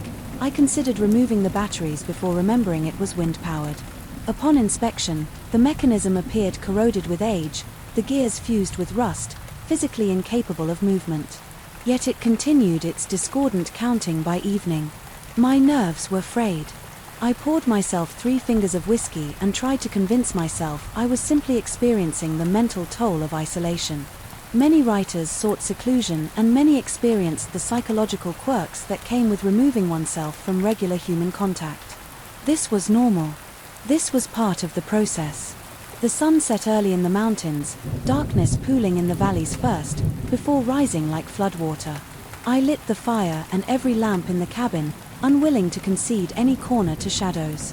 Each creak and groan of the structure settling made my heart stutter when night fully claimed the forest. It happened again, but worse, the dragging sound returned, circumnavigating the cabin in a deliberate circle. Slow, methodical circuits that took exactly 7 minutes to complete. I know because I timed them watching the glowing digits on my watch. With manic focus, 7 minutes pause, 7 minutes again. With each circuit the sound grew closer, as if whatever made it was spiraling inward, toward the cabin center, toward me. The voices began between the third and fourth circuit, that same murmuring that wasn't quite language but carried unmistakable intent. My name emerged from the formless sound. More frequently now, more clearly, Marcus. See us, Marcus. Join us, Marcus. It seeped through the walls like smoke curling around my consciousness. My body betrayed me with primal fear responses. Pupils dilated so wide my vision swam, palms slick with cold sweat, heart hammering against my ribs like it might crack them. I retreated to the bathroom, the only room without windows, and sat in the bathtub, fully clothed, flashlight clutched to my chest like a child's Ted Bear. The tub was cold, porcelain against my back, but I barely registered it through the thundering of blood in my ears. Something scraped at the bathroom door, not knocking, but a deliberate back and forth motion, like a cat asking to be let in, except the sound came from too high up the door for any cat who's there. I finally called out, my voice embarrassingly thin and The scraping stopped instantly. The silence that followed was somehow worse. Expectant, amused, I must have fallen asleep there in the tub because I woke to daylight filtering under the bathroom door and a body stiff from cold and awkward positioning. Shame washed over me, a grown man, a horror writer no less, spending the night cowering in a bathtub because of some strange noises and an overactive imagination. I resolved to get a grip on myself. The cabin appeared innocent in the morning light. The cuckoo clock had stopped its phantom ticking. No new handprints decorated the windows. I made coffee and carried it to the porch, determined to reclaim my purpose here. The forest stretched before me, peaceful and indifferent to my nocturnal terrors. But as I sipped the bitter brew, I noticed something that made my stomach clench. The ground around the cabin, which should have been covered in fallen pine needles, leaves, and the usual forest atrius, had been swept clean in a perfect circle, not haphazardly, but with meticulous care, leaving bare earth exactly 20 feet from the cabin walls in every direction, a demarcation line or a ritual boundary. I spent that third day in a fugue state of research, pulling every book from the cabin's small built-in shelves, searching for some clue to what was happening. Most were unremarkable field guides to local flora and fauna, a few dog-eared paperback thrillers, an almanac from 1987. But wedged behind them, as if intentionally hidden, I found a slim journal bound in cracking leather. The handwriting inside was spidery and frenetic, dating back 60 years. A previous occupant, a writer like me, I learned, documenting increasingly bizarre experiences. The parallels to my own situation made my skin prickle. He too described the voices, the handprints, the sensation of the cabin breathing. His entries grew more disjointed over time, the handwriting deteriorating into nearly illegible scrolls. The final page contained just one sentence repeated dozens of times. They were here before us and will remain after. That's when I noticed what I'd been missing from the beginning. The cabin had no mirrors, not one, no bathroom mirror, no decorative mirrors on the walls. Even reflective surfaces like the oven door and refrigerator were matte, finished to prevent even the faintest reflection. I knew then that I would not spend another night in this place. I threw my belongings haphazard into my suitcase, leaving behind my notes and half-formed story ideas without a second thought. Whatever inspiration I'd hoped to find here wasn't worth the crawling dread that had taken up residence under my skin. As I headed for the door, key in hand, the cuckoo clock began ticking again, faster, now like an accelerating pulse. The floorboards groaned under my feet though I'd stopped moving. The walls seemed to inhale, racting inward by inches. The temperature plummeted so rapidly that my breath clouded before me. I yanked the door open and froze. The clearing around the cabin was filled with figures, not people, not animals, but something between and neither. They stood motionless at the boundary where the swept earth met the forest floor, dozens of them, their forms seeming to waver like heat, distortion, elongated limbs hanging at impossible angles where faces should be were swirling voids of deeper darkness.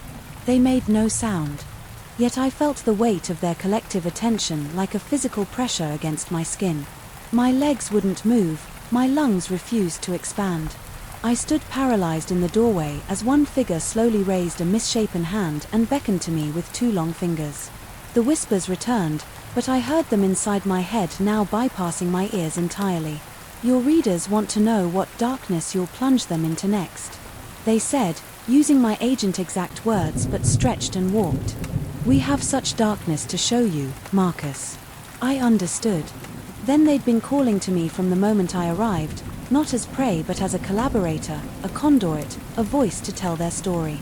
I'd come seeking inspiration and they were offering it authentic horror that no human mind could conceive alone. The knowledge of what they wanted broke my paralysis. I slammed the door and retreated to the center of the cabin. The walls were definitely closing in.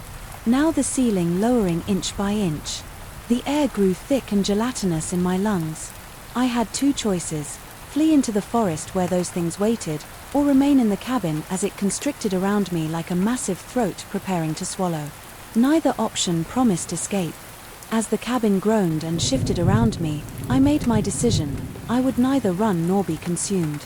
I took out my notebook and pen, sat cross-legged on the floor and began to write feverishly. I recorded everything: the voices, the handprints, the breathing house, the watchers in the woods. I poured it all onto the page in a desperate purge. Something changed. As I wrote, the constriction of the walls paused. The whispers receded to a curious murmur. I wrote until my hand cramped, until ink stained my fingers black, until sweat soaked through my shirt, despite the unnatural cold.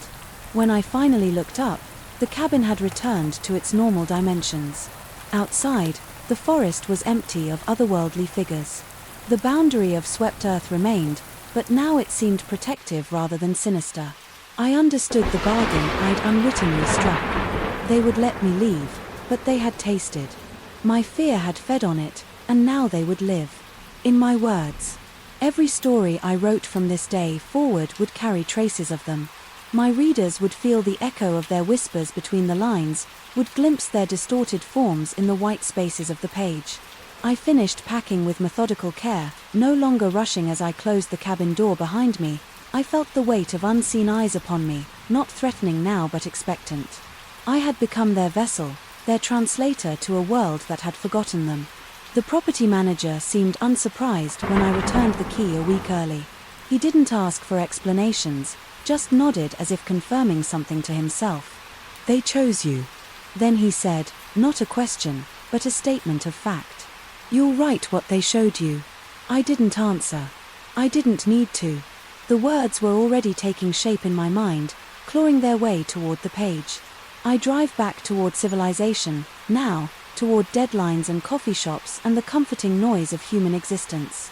But I know I've brought something back with me from those whispering woods, something that waits behind my eyelids when I blink, something that promises the most terrifying stories I've ever written. If only I'm willing to listen when it calls my name in the deep hours of the night. And God help me. I know I will, for